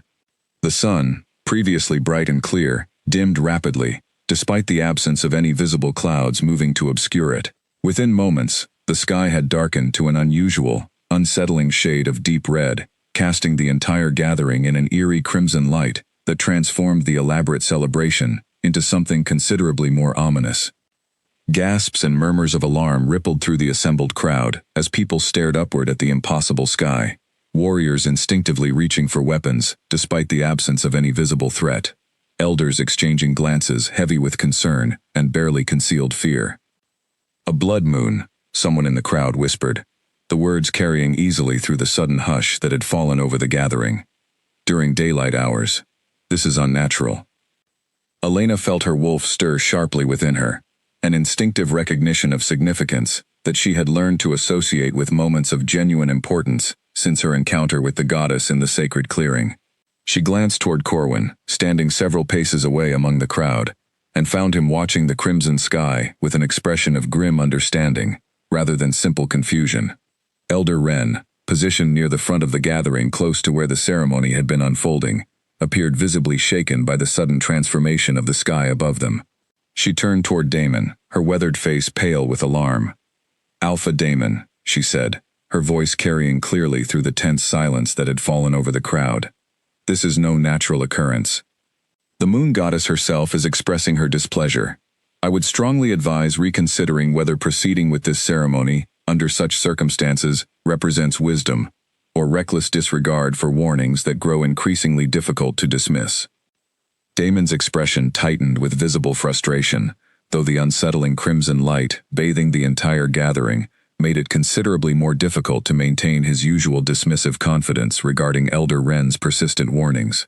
He glanced toward the darkened sky, then toward the assembled crowd watching him, with a mixture of concern and expectation, clearly awaiting his response to this extraordinary and unmistakable sign. Seraphina, standing beside him, appeared momentarily unsettled by the strange occurrence, before quickly composing herself, her practiced diplomatic instincts reasserting control over whatever alarm she might have genuinely felt. "Surely this represents nothing more than an unusual weather phenomenon," she suggested smoothly, though Elena, watching carefully from her position among the crowd, noticed the slight tension in Seraphina's shoulders that suggested even the calculating princess found the sudden transformation of the sky more unsettling than she wished to openly admit. Damon hesitated for a long, tense moment, clearly torn between his determination to proceed with an alliance he had invested considerable pride and political capital into securing, and the undeniable wrongness of the crimson sky bearing down upon the entire gathering. Finally, his jaw set with stubborn determination, he made his decision. "We proceed," he announced, his voice carrying enough forced confidence to reach the edges of the assembled crowd. "Whatever unusual weather pattern has occurred, I will not allow superstition to derail an alliance this significant to our pack's future security." Elena watched the ceremony continue, despite the ominous crimson sky continuing to bathe the entire gathering in its unsettling light. Damon and Seraphina completing the exchange of engagement tokens with a forced normalcy that fooled few among the watching crowd. She could sense, even from her distant position, the undercurrent of unease rippling through pack members who had witnessed countless natural phenomena throughout their lives, but had never encountered anything resembling this unmistakable and unnatural occurrence. The moment the ceremony formally concluded, the crimson sky began gradually returning to its normal clear blue, the sun reasserting its usual bright presence, as though the entire disturbing episode had never occurred. Yet the memory of what everyone had witnessed lingered heavily over the subsequent celebration. Conversations among the gathered guests carrying a nervous, subdued quality that undermined the joyful atmosphere the elaborate preparations had been designed to create. Elena found Corwin shortly after the ceremony concluded, both of them moving toward a quieter corner of the estate grounds away from the continued celebration still unfolding, despite the unsettling interruption. "That was no coincidence," Elena said quietly, once they had found sufficient privacy to speak freely. "No," Corwin agreed, his expression grave. "That was a direct warning, unmistakable in its meaning to anyone, with even passing familiarity with the old texts. The goddess is growing increasingly displeased with how thoroughly Alpha Damon continues dismissing the consequences of his rejection. I fear, based on what we witnessed today, that matters will only continue escalating the longer he refuses to properly address the situation." Elena absorbed his words with growing concern, thinking of the fragmented warning the goddess had offered during their encounter in the sacred clearing, the mention of danger hidden close to the very heart of the pack. The formal engagement, now officially sealed despite the extraordinary interruption, meant Seraphina's position within the pack's inner circle had only grown more secure, whatever true intentions she might be concealing beneath her charming exterior. "We need to learn more about her," Elena said finally, her resolve hardening despite the uncertainty still churning within her. "About Seraphina, and whatever danger the goddess was trying to warn us about." Corwin nodded slowly, his expression thoughtful. "I agree, though we must proceed carefully. Accusing a visiting princess of hidden malicious intent, without concrete evidence to support such claims, would likely result in severe consequences for anyone bold enough to voice such suspicions openly, particularly given how thoroughly she has ingratiated herself among the pack's leadership." They discussed potential approaches for gathering more information as the celebration continued around them, subdued but persistent despite the extraordinary interruption that had marked its beginning. Elena found herself increasingly aware of the weight settling upon her shoulders, the growing understanding that whatever role she was destined to play in resolving the crisis facing her pack would likely require considerably more courage and sacrifice than she had yet been called upon to demonstrate. As the sun began setting over the estate grounds, painting the sky in gentler shades of orange and gold that offered welcome relief from the unsettling crimson that had dominated earlier in the day, Elena caught one final glimpse of Damon across the crowded celebration. He stood beside Serafina, accepting congratulations from various pack members and visiting dignitaries, his expression carefully composed into practiced confidence. Yet Elena, watching from a distance with senses considerably sharpened by weeks of disciplined training and her extraordinary connection to the goddess's own power, noticed something beneath his composed exterior that she suspected few others in the celebrating crowd had detected. A flicker of genuine unease, quickly suppressed but undeniably present, suggesting that even Damon's considerable pride could not entirely dismiss the unmistakable warning the goddess had delivered before the entire assembled gathering. Whatever came next, Elena understood with growing certainty. The crisis facing her pack had only just begun to reveal its true scope and severity. In the weeks following the unsettling engagement ceremony, Elena and Corwin began quietly investigating Princess Serafina, careful to avoid drawing unwanted attention to their efforts, while gathering whatever information might help them understand the true nature of the danger the moon goddess had warned them about. Their investigation proved considerably more challenging than either had anticipated, Serafina having established herself so thoroughly within the pack's inner circles that few individuals remained willing to voice even minor criticism of the future alpha female. "She has been remarkably careful," Corwin observed one morning, following another disappointing attempt to gather useful information from pack members who worked closely alongside the visiting princess. "Every interaction I have witnessed presents her in the most favorable possible light. If she conceals darker intentions beneath that careful presentation, she does so with considerable skill." Elena's own contributions to their investigation remained limited by her position on the outskirts of pack society, though her improved standing, following weeks of visible transformation through disciplined training, had opened certain doors that would have remained firmly closed to her in the immediate aftermath of her humiliation. She found herself gradually building tentative connections with several younger pack members who worked within the estate's household staff, individuals positioned to observe details of daily life within Serafina's private quarters that remained invisible to more prominent pack members, focused primarily on public interactions. One such connection, a young wolf named Bridget, who assisted with maintaining Serafina's private chambers, approached Elena hesitantly during a chance encounter near the estate's kitchen gardens, clearly troubled by something she had recently witnessed. "I probably should not be telling you this," Bridget admitted quietly, glancing around to ensure their conversation remained private.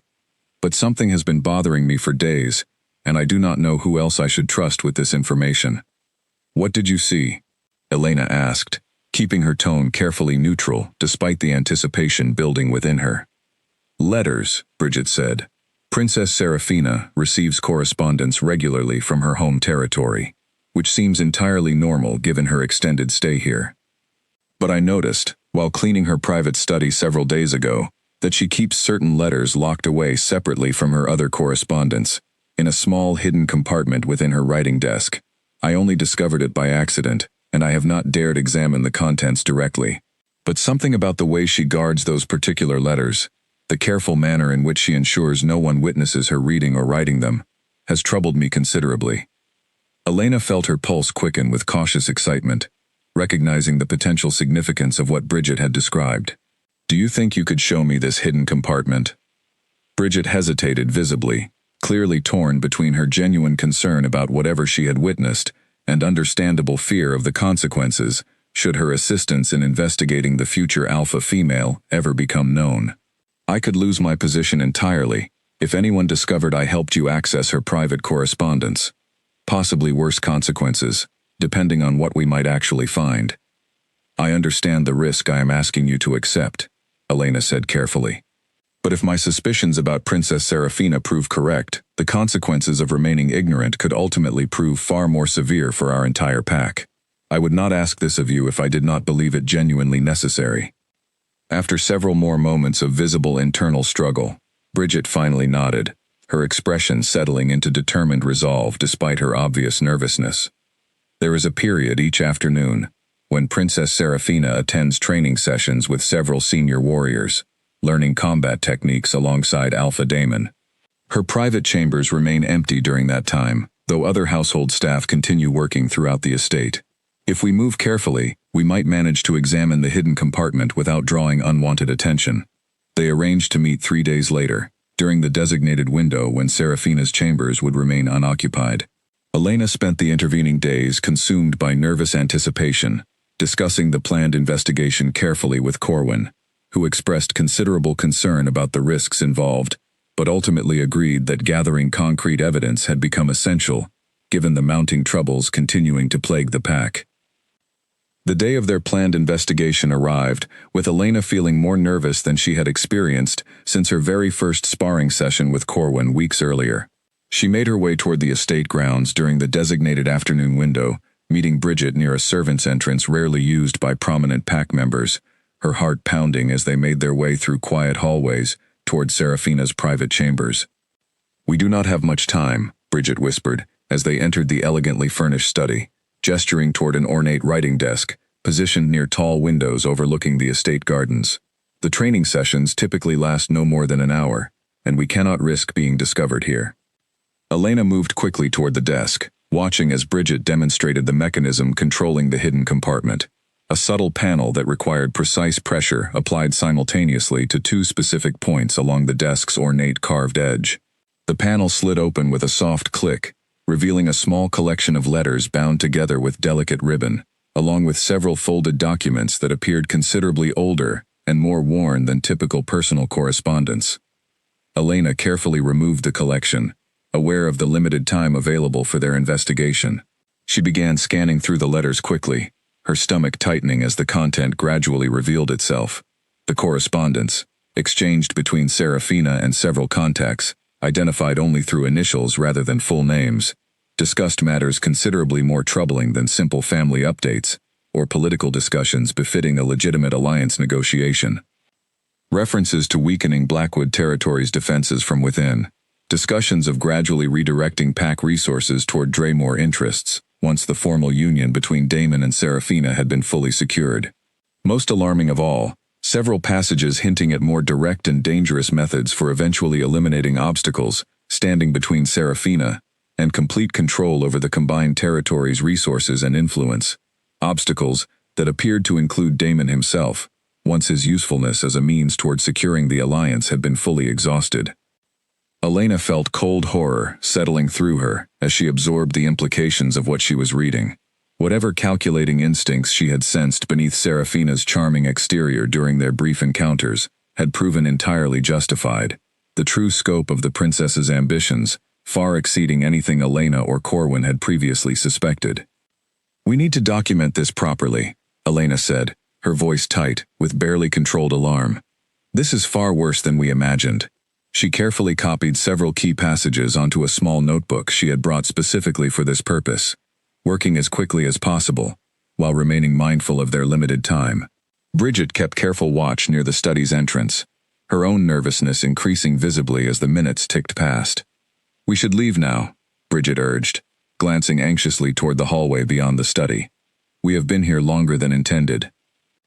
Elena nodded reluctantly, carefully returning the letters and documents to their hidden compartment, ensuring everything appeared exactly as they had found it. They made their way quickly from the study, Elena's mind racing with the implications of what she had just discovered. The notebook, containing her hastily copied evidence, feeling almost dangerously heavy tucked within her clothing. She found Corwin waiting at their agreed meeting point within the forest bordering the estate grounds, his expression tightening with concern as he noticed her visibly shaken demeanor. "What did you find?" he asked immediately. Elena shared the notebook with him, watching his weathered face grow increasingly grim as he read through the passages she had carefully copied. "This is considerably worse than I feared," he said finally, his voice tight with controlled anger. "She intends not merely to weaken our pack's standing for her family's benefit, but potentially to eliminate Alpha Daemon entirely, once she has secured sufficient control over our combined resources." "What do we do with this information?" Elena asked.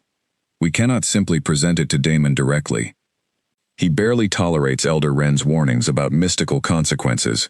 I doubt he would readily believe evidence suggesting his chosen future mate harbors such dangerous intentions, particularly evidence obtained through methods that would themselves constitute a serious violation of trust and privacy. Corwin considered the dilemma carefully, his expression thoughtful despite the obvious concern still evident in his weathered features. We must proceed carefully and strategically. Presenting this evidence prematurely, without additional corroboration, or a receptive audience prepared to seriously consider its implications, risks not only failing to protect our pack, but potentially endangering both you and the young woman who assisted your investigation. They discussed various approaches over the following hours, ultimately deciding that Garrick, Damon's trusted senior advisor who had already voiced his own suspicions about Seraphina's true nature, represented their best hope for finding a receptive audience willing to take the evidence seriously. Elena arranged, through Corwin's connections within the pack's leadership structure, a private meeting with Garrick the following evening, careful to ensure their conversation remained entirely confidential, given the sensitive nature of what needed to be discussed. Garrick listened with growing alarm as Elena carefully explained what she had discovered, examining the copied passages with an expression that shifted rapidly from cautious skepticism toward genuine horror as the full scope of Seraphina's true intentions became increasingly clear. "This confirms suspicions I have harbored since her arrival," he said finally, setting down the notebook with hands that trembled slightly despite his evident efforts to maintain composure. "Though I confess I never imagined the danger extended quite this far. Eliminating Alpha Damon entirely, once she has secured sufficient control.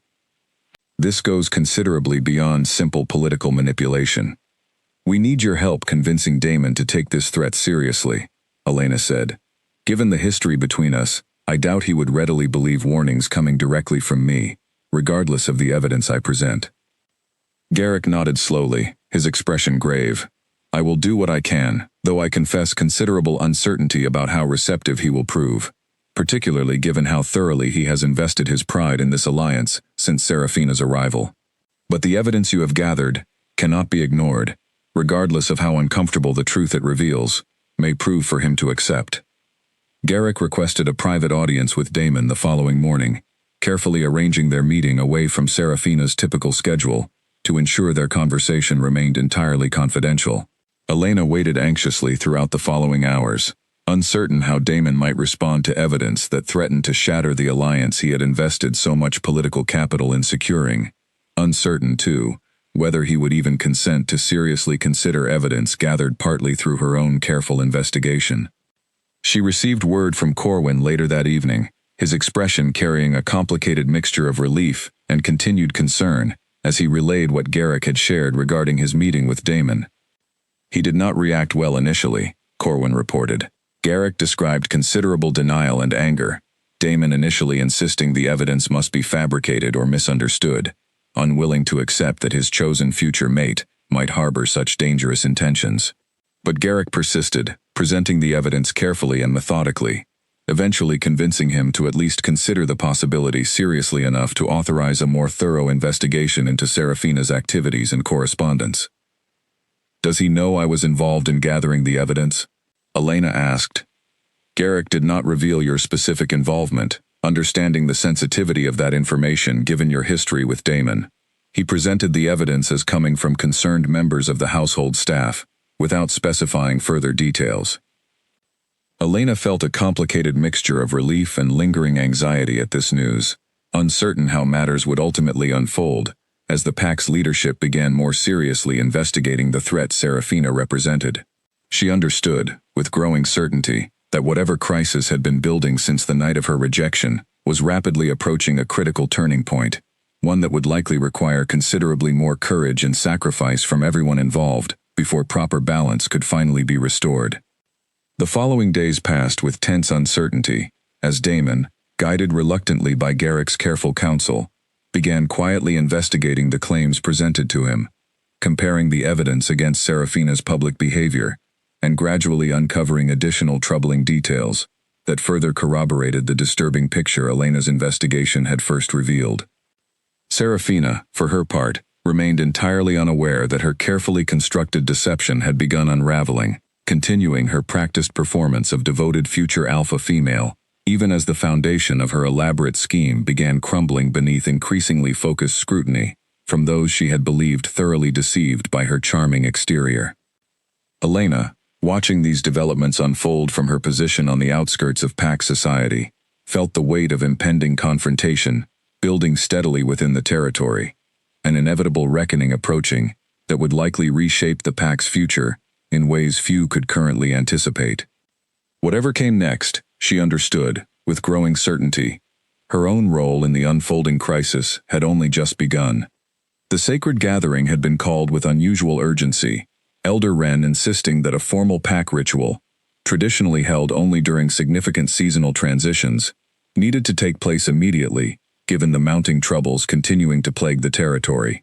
Damon, still processing the disturbing evidence Garrick had presented regarding Seraphina's true intentions, had reluctantly agreed to the ritual, though he remained uncertain what such a ceremony might actually accomplish, beyond providing Elder Wren with an opportunity to formally address the pack's mounting anxieties.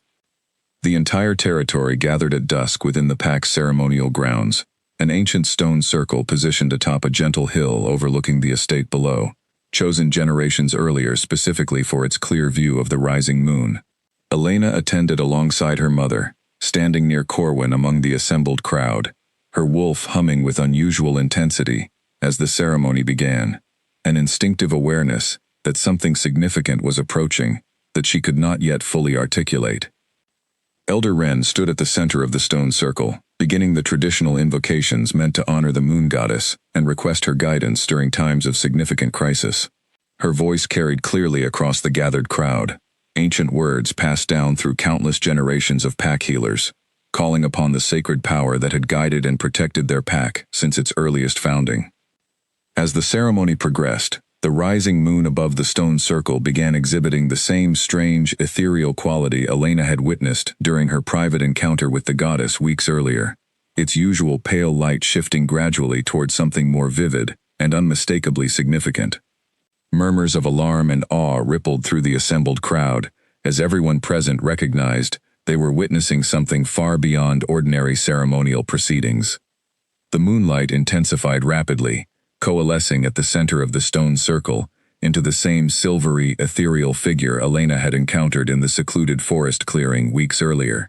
Gasps and startled cries rose from the assembled crowd as pack members witnessed direct manifestation of the moon goddess herself, an occurrence so rare that few among even the eldest pack members had ever personally witnessed such a display. Elder Wren immediately dropped to her knees in reverent acknowledgement, quickly followed by the rest of the assembled crowd, everyone present recognizing the extraordinary significance of what was unfolding before them. Elena, too, found herself kneeling instinctively, though she noticed the goddess's ethereal gaze, when it swept across the assembled crowd, seemed to linger briefly upon her with what felt like unmistakable recognition.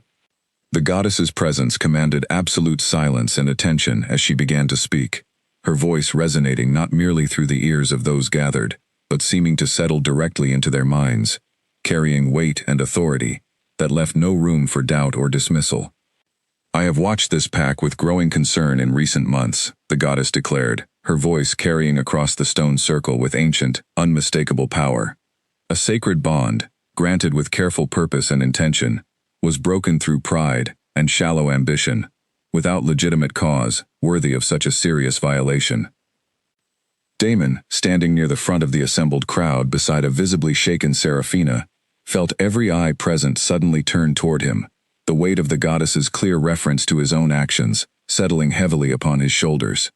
He remained kneeling, his usual composed confidence entirely absent, as he faced consequences he could no longer dismiss as mere superstition or coincidence.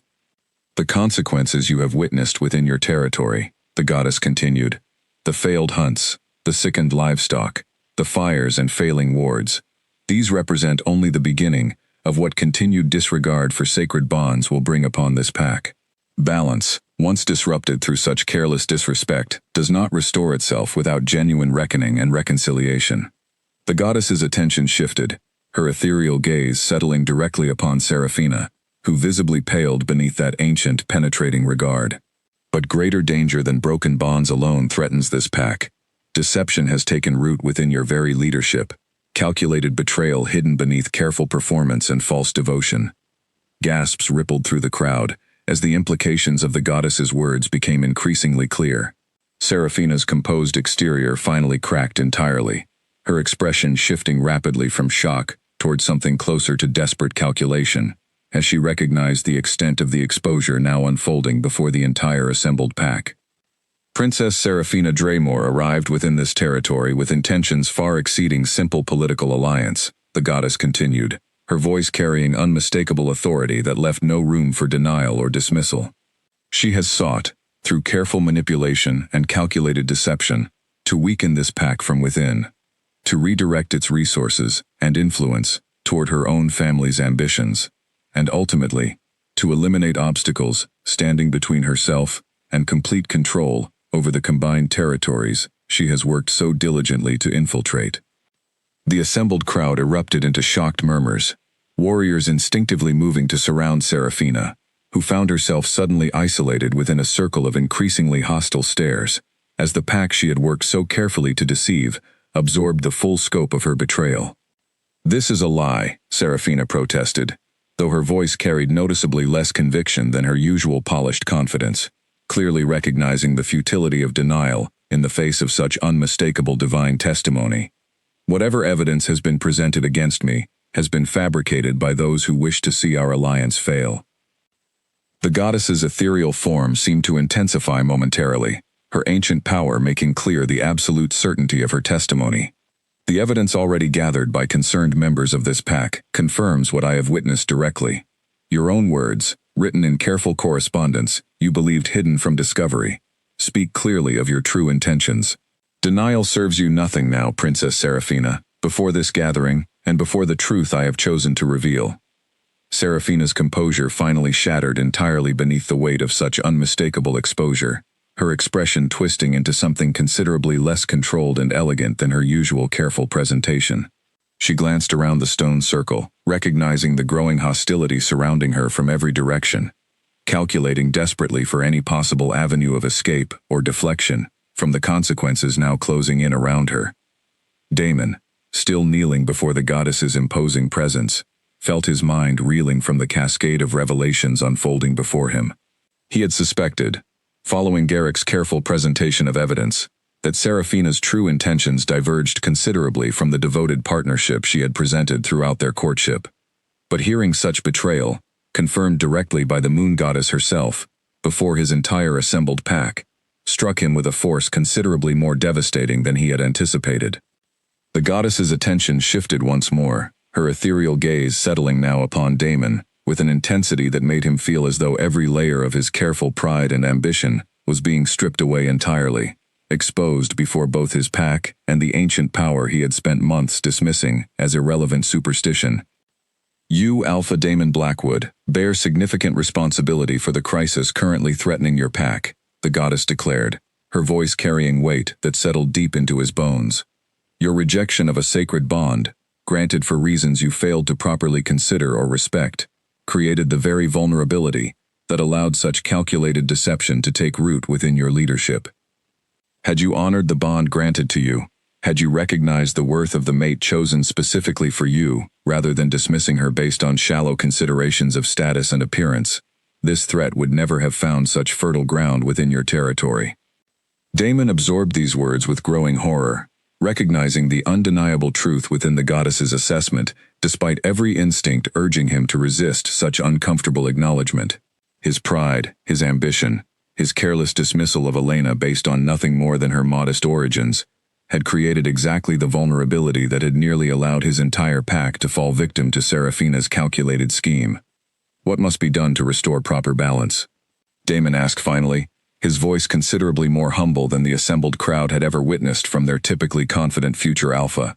The goddess considered his question for a long moment before responding, her ethereal presence carrying weight and gravity that left no doubt about the seriousness of whatever guidance she intended to offer. "Balance cannot be restored through empty words or hollow gestures alone. True reconciliation requires genuine humility, sustained effort, and sacrifice, proportionate to the disrespect originally shown toward the sacred bond you so carelessly rejected." Her gaze shifted once more, this time settling directly upon Elena, who felt the full weight of that ancient attention, settling upon her with unmistakable purpose. The mate you rejected has spent these difficult months rebuilding herself through discipline and resilience. I have watched with considerable pride. She has developed strength, drawn directly from my own power. Strength she demonstrated through her courage, in helping expose the very betrayal threatening this entire pack. Elena felt every eye within the assembled crowd suddenly turning toward her. The realization of her involvement in exposing Serafina's deception, now made public before the entire gathered territory. She met the goddess's ethereal gaze steadily, drawing upon the confidence and strength she had cultivated through months of disciplined training to remain composed, despite the sudden, overwhelming attention. Whether proper balance can ultimately be restored, the goddess continued, her attention shifting once more between Damon and Elena, depends entirely upon choices yet to be made. I do not dictate reconciliation through simple decree. Genuine restoration requires genuine effort, freely given rather than compelled through fear of consequence alone.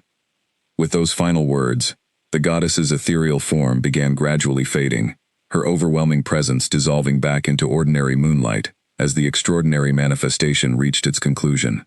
The assembled crowd remained kneeling in stunned silence for several long moments after her departure, everyone present struggling to fully process the magnitude of what they had just witnessed.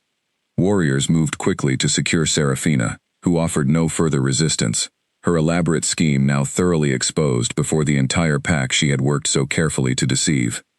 She would face judgment from both Blackwood and Draymore authorities for her betrayal, though the exact nature of whatever consequences awaited her remained uncertain in the immediate aftermath of such extraordinary revelation. Damon remained kneeling for a long moment after the goddess's departure, staring at the ground before him as he absorbed the full weight of everything that had just been revealed. When he finally rose, his expression carried none of his usual confident bearing, replaced instead by something considerably more humbled and uncertain. His gaze found Elena across the stone circle, their eyes meeting for the first time since the night of her rejection, with anything resembling genuine acknowledgement rather than careless dismissal. Elena held his gaze steadily, uncertain what she felt witnessing this moment. The man who had shattered her confidence months earlier, now facing the full weight of consequences he could no longer avoid or dismiss. Whatever came next, she understood with growing certainty, would require considerably more than simple words or gestures to properly resolve. The path toward genuine reconciliation, should either of them even choose to pursue it, remained uncertain and undoubtedly difficult. But for the first time since that painful night in the gathering hall, Elena found herself approaching that uncertainty, not from a position of humiliation and weakness, but from one of genuine strength and self-possessed clarity about exactly who she had become through months of difficult, deliberate transformation. Whatever Damon chose to do next, Elena understood clearly that her own worth no longer depended upon his acknowledgement or acceptance. She had already proven that to herself, through every difficult step of her journey toward becoming someone entirely her own. The days following the goddess's dramatic revelation transformed the entire Blackwood territory in ways few could have anticipated even a week earlier. Serafina had been formally handed over to a delegation from her own Draymore territory, arriving swiftly once word of her exposed betrayal reached her father, who expressed genuine horror at his daughter's calculated scheme and offered profuse apologies alongside promises of appropriate consequences once she returned home to face judgment from her own pack's authorities. The alliance between the two territories, so carefully cultivated over recent months, dissolved entirely in the aftermath of such extraordinary betrayal, leaving the Blackwood pack to rebuild its political standing without the partnership Damon had once believed essential to his territory's future security. Yet the political consequences, significant as they were, paled beside the deeper reckoning now unfolding within Damon himself. He found himself, in the days following the goddess's public exposure of both Serafina's betrayal and his own responsibility for creating the vulnerability that had allowed such deception to flourish, forced to confront uncomfortable truths about his own character that he had spent months carefully avoiding.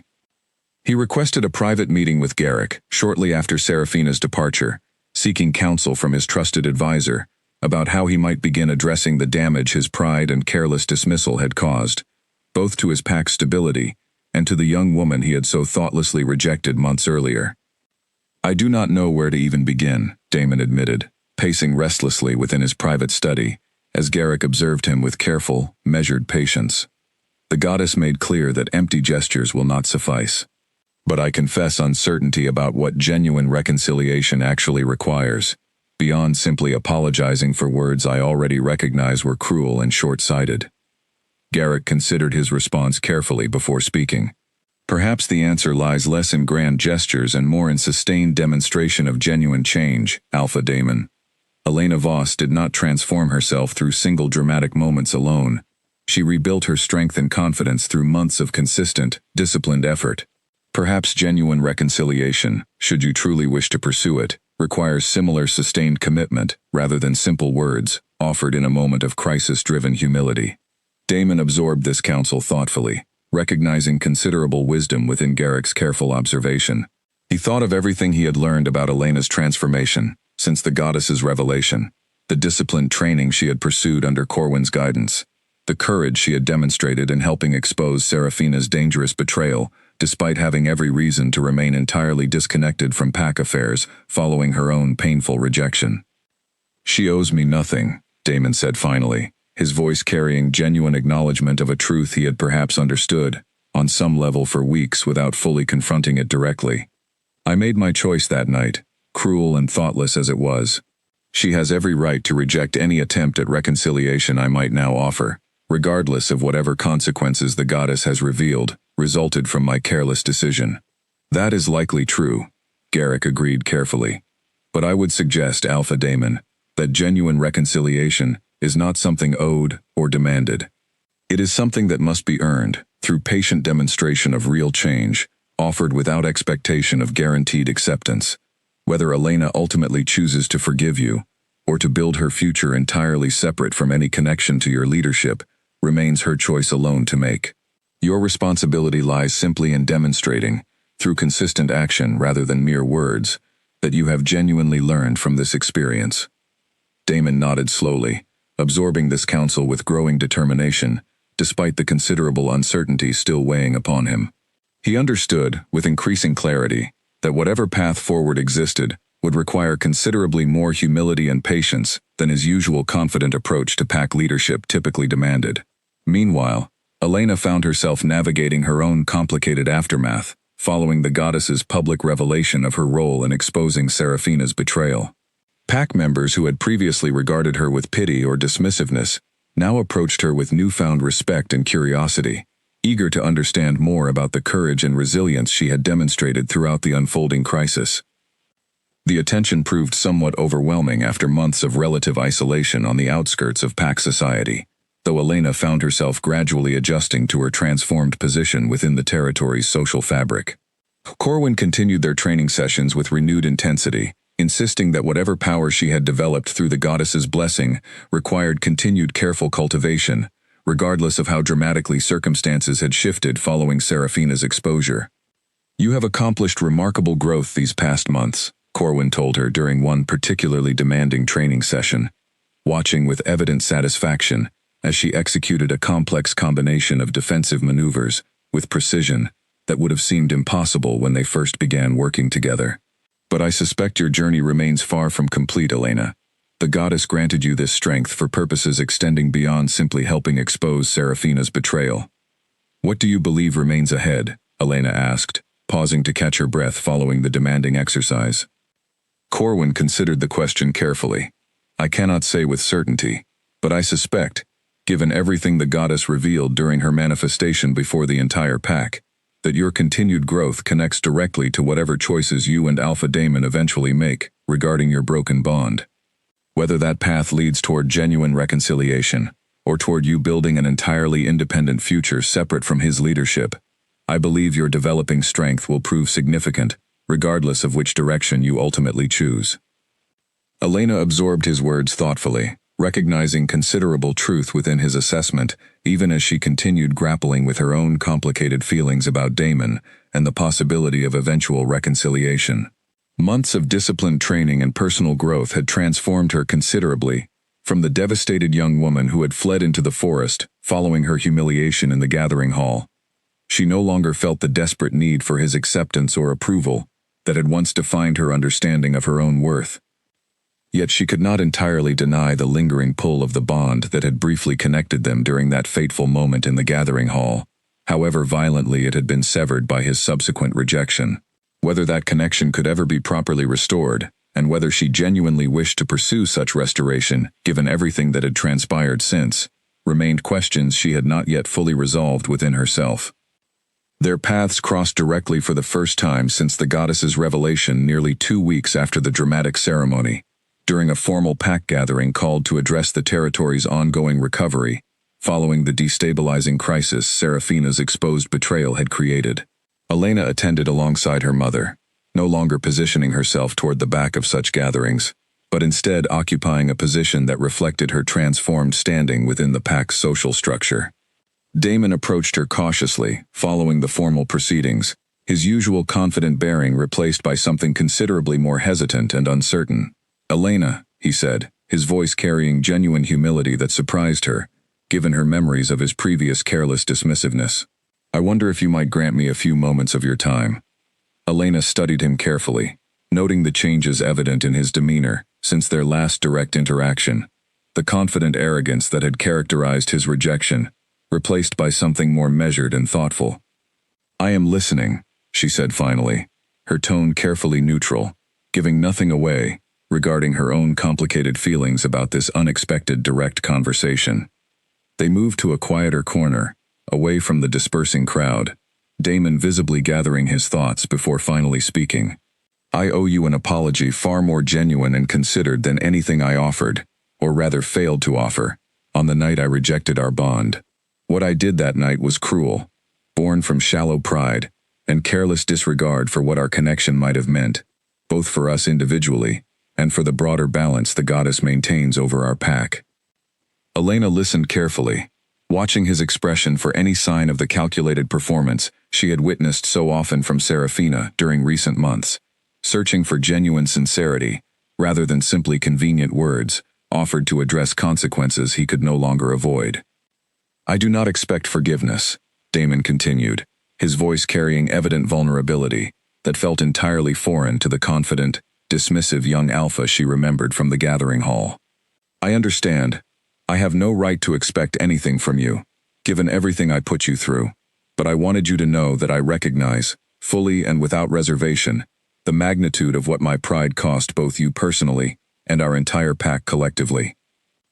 Elena considered his words carefully, recognizing genuine sincerity within his careful admission, even as she remained uncertain how to respond, given the complicated tangle of emotions his direct acknowledgement stirred within her. "Your apology is noted," she said finally, choosing her words with careful deliberation. "But words alone, however sincere, cannot undo the pain of that night, nor can they simply restore what was broken between us through careless cruelty." "I understand that," Damon said quickly. "I do not expect immediate restoration of anything between us. I simply wish to offer genuine acknowledgement, and to express my hope that, given time and demonstrated change on my part, we might eventually find some path toward proper reconciliation, whatever form that ultimately takes." Elena studied him for a long moment, weighing his words against everything she had learned about his character, both before and after the crisis, that had reshaped their entire pack's understanding of consequence and accountability.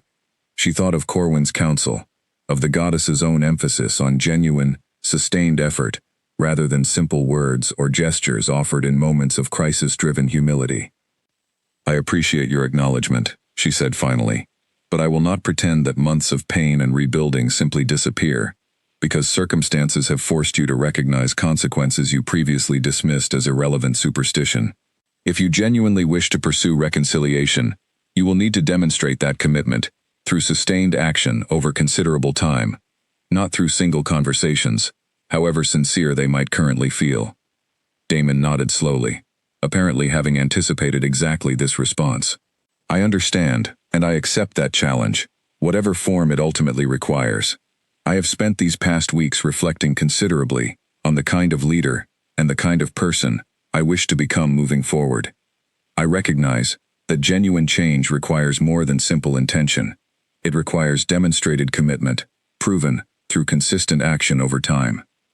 Their conversation concluded without any definitive resolution, Elena remaining uncertain about the ultimate direction her relationship with Damon might eventually take, while Damon departed with renewed determination to demonstrate the genuine change he claimed to be pursuing, regardless of whether Elena ultimately chose to offer forgiveness or reconciliation. In the weeks that followed, Damon began implementing significant changes throughout his approach to pack leadership, incorporating counsel from Elder Wren and other advisors he had previously dismissed too readily, working to address the vulnerabilities within the pack's leadership structure that had allowed Serafina's dangerous scheme to nearly succeed. He visited Elena periodically, never pressing for more than she seemed willing to offer, simply demonstrating through consistent presence and genuine humility that his stated commitment to change extended beyond convenient words offered in a moment of crisis. Elena, for her part, continued her own journey of growth and self-discovery, her training with Corwin evolving to incorporate not only physical discipline, but also deeper exploration of the goddess-granted power continuing to develop within her wolf. She found herself, gradually and cautiously, allowing space for the possibility that genuine reconciliation with Damon might eventually prove possible, without abandoning the strength and independence she had cultivated through months of difficult, deliberate transformation. Whatever path ultimately unfolded between them, Elena understood with growing clarity that her own worth and identity no longer depended upon his acceptance or validation. She had built something entirely her own through the difficult months following her painful rejection, a foundation of genuine strength and self-possessed confidence that would remain steady, regardless of whatever choices Damon continued making moving forward. The pack itself, meanwhile, began gradually healing from the destabilizing crisis Serafina's exposed betrayal had created. The strange disturbances that had plagued the territory throughout recent months, the failed hunts and sick livestock, the fires and failing wards, gradually subsided as genuine efforts toward reconciliation and accountability began taking root within the pack's leadership. Elder Wren, consulting her ancient texts with renewed hope, noted the pattern aligned precisely with historical accounts describing gradual restoration of balance following genuine efforts toward addressing violated sacred bonds. The path toward complete restoration remains considerable, she observed to Garrick during one of their now regular private conversations. But the direction has shifted meaningfully. Whether Alpha Damon and Elena Voss ultimately choose reconciliation or separate paths forward, I believe the genuine accountability now being demonstrated offers real hope for restoring proper balance to our territory. Elena, walking home one evening following another demanding training session with Corwin, paused beside the familiar stream where she had once collapsed in devastated grief months earlier. She studied her own reflection in the moonlit water, recognizing the profound transformation that had occurred since that painful night, both externally in her physical strength and capability, and internally in her fundamental understanding of her own worth and identity. She thought of Damon, and the uncertain path that might or might not eventually lead toward genuine reconciliation between them. She thought, too, of everything she had built independent of any connection to him, the strength and purpose she had cultivated through months of disciplined effort, the courage she had demonstrated in helping expose Serafina's dangerous betrayal, the deep connection to the moon goddess's own power that continued developing within her wolf. Whatever came next, Elena understood, with unshakable clarity, she would face it, not as the broken, humiliated girl who had once fled sobbing into these same trees, but as someone entirely transformed through her own determination and resilience. She had reclaimed herself, piece by difficult piece, and whatever future ultimately unfolded, that reclamation would remain hers alone, regardless of whatever choices anyone else continued to make around her. Winter arrived early that year, blanketing the Blackwood territory in a layer of pristine white snow that transformed the estate grounds and surrounding forest into something quietly beautiful, a stark contrast to the turmoil that had consumed the pack throughout the preceding months. Elena found herself, on a particularly crisp morning, nearly 3 months after the goddess's dramatic revelation, standing once again within the secluded forest clearing where she and Corwin had first encountered the ethereal manifestation that had so thoroughly transformed her understanding of herself and her place within the pack. She had returned to this sacred location periodically throughout the intervening months, drawn by an instinctive pull she had never fully articulated even to herself, seeking quiet reflection amid the ancient trees that had witnessed such extraordinary revelation. Today, however, felt different from her previous visits, a sense of anticipation building within her chest that she could not entirely explain. Corwin had insisted on accompanying her that morning, his weathered expression carrying a knowing quality that suggested he sensed something significant approaching, even if he chose not to voice his suspicions directly. They settled into comfortable silence within the snow-dusted clearing, waiting for whatever purpose had drawn Elena back to this sacred space. The familiar shift in light announced the goddess's presence before her ethereal form fully materialized at the clearing's edge, silver and luminous against the white snow surrounding them. Elena felt her wolf stir with recognition and quiet reverence, no longer the overwhelming shock that had characterized their first encounter, but something closer to comfortable familiarity, born from months of gradual connection, to the sacred power now flowing steadily through her.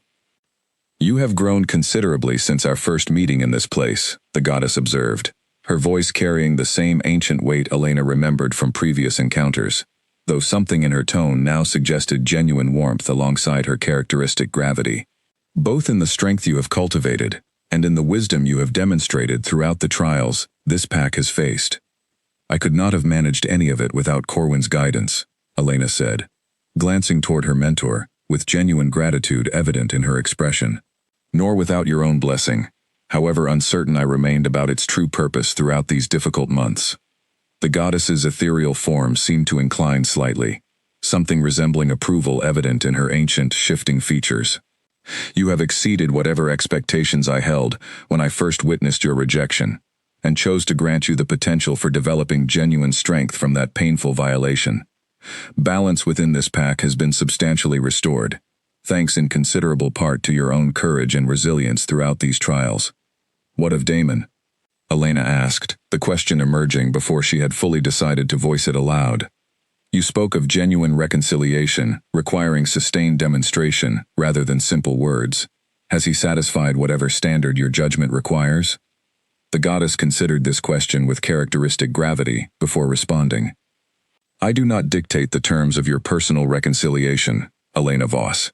That choice remains entirely yours to determine, based on whatever evidence of genuine change you have witnessed throughout these months, weighed against your own understanding of what you require to feel confident in pursuing renewed connection, should you choose that path." Elena absorbed these words thoughtfully, recognizing the wisdom within the goddess's careful refusal to simply dictate the outcome of such deeply personal circumstances. She thought of everything she had witnessed from Damon throughout recent months, his consistent efforts toward demonstrating genuine change, his patience in never pressing for more connection than she seemed willing to offer, his substantive improvements to pack leadership that had helped guide the territory through its difficult recovery. She thought, too, of everything she had built entirely independent of any connection to him, the strength and purpose that now defined her sense of self, regardless of whatever choices he continued making. "I believe," Elena said slowly, working through her own understanding as she spoke, "that whatever decision I ultimately make regarding reconciliation with Damon, it must emerge from genuine choice, rather than obligation or expectation. I no longer require his acceptance to understand my own worth.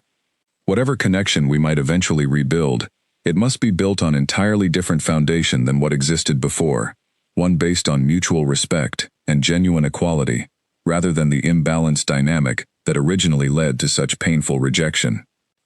The goddess's expression, insofar as her ethereal features could convey such nuance, seemed to reflect genuine approval at this assessment. "That represents precisely the wisdom I had hoped your journey through this difficult trial would ultimately cultivate. Whatever path you choose moving forward, Elena Voss, you do so now from a position of genuine strength and self-possessed clarity, rather than desperate need for validation that once might have driven such decisions."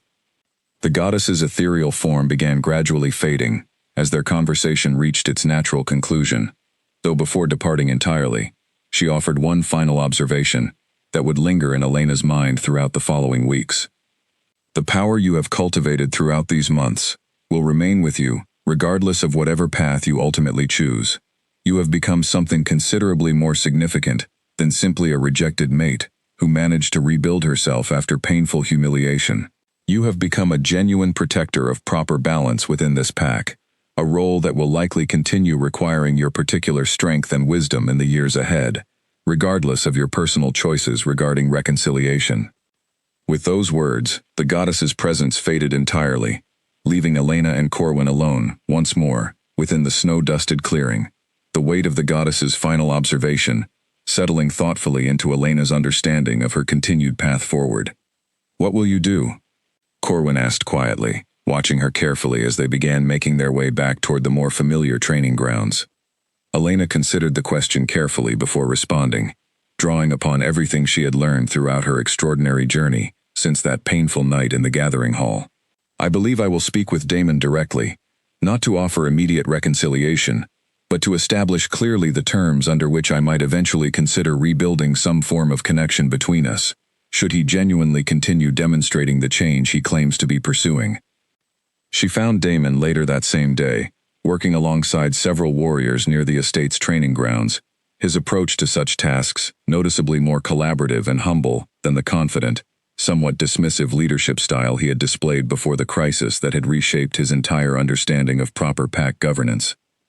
He noticed her approach immediately, his expression shifting toward careful hope, tempered by the patience he had demonstrated consistently throughout recent months. "Elena," he said, moving to meet her partway across the snow-covered grounds, "I did not expect to see you here today." "I wish to speak with you directly," Elena said, her tone carrying the confident clarity that now characterized her approach to most significant conversations, "about where things stand between us, and what I require moving forward, should any genuine reconciliation eventually prove possible." Damon listened with careful attention as Elena outlined her thoughts, her requirement that any rebuilt connection between them emerge from genuine mutual respect rather than obligation, her insistence that she would continue building her own independent path, regardless of whatever ultimately developed between them, her clear expectation that his demonstrated change must continue proving itself through sustained action, rather than simply the crisis-driven humility that had characterized his initial apology. "I understand and accept every condition you have outlined," Damon said once she had finished, his voice carrying genuine sincerity that Elena had learned to recognize through months of careful observation. "I do not expect immediate reconciliation, nor do I believe I have yet fully earned whatever trust might eventually make that possible. I am simply grateful for the opportunity to continue demonstrating genuine change, at whatever pace you require, without pressure toward outcomes you are not yet ready to consider." Elena studied him carefully, recognizing genuine growth within his character that extended considerably beyond simple words offered to satisfy immediate crisis. "Then we understand each other," she said finally. "Whatever develops between us moving forward will unfold according to genuine trust rebuilt over time, rather than any expectation of quick resolution, simply because circumstances have forced acknowledgement of past mistakes."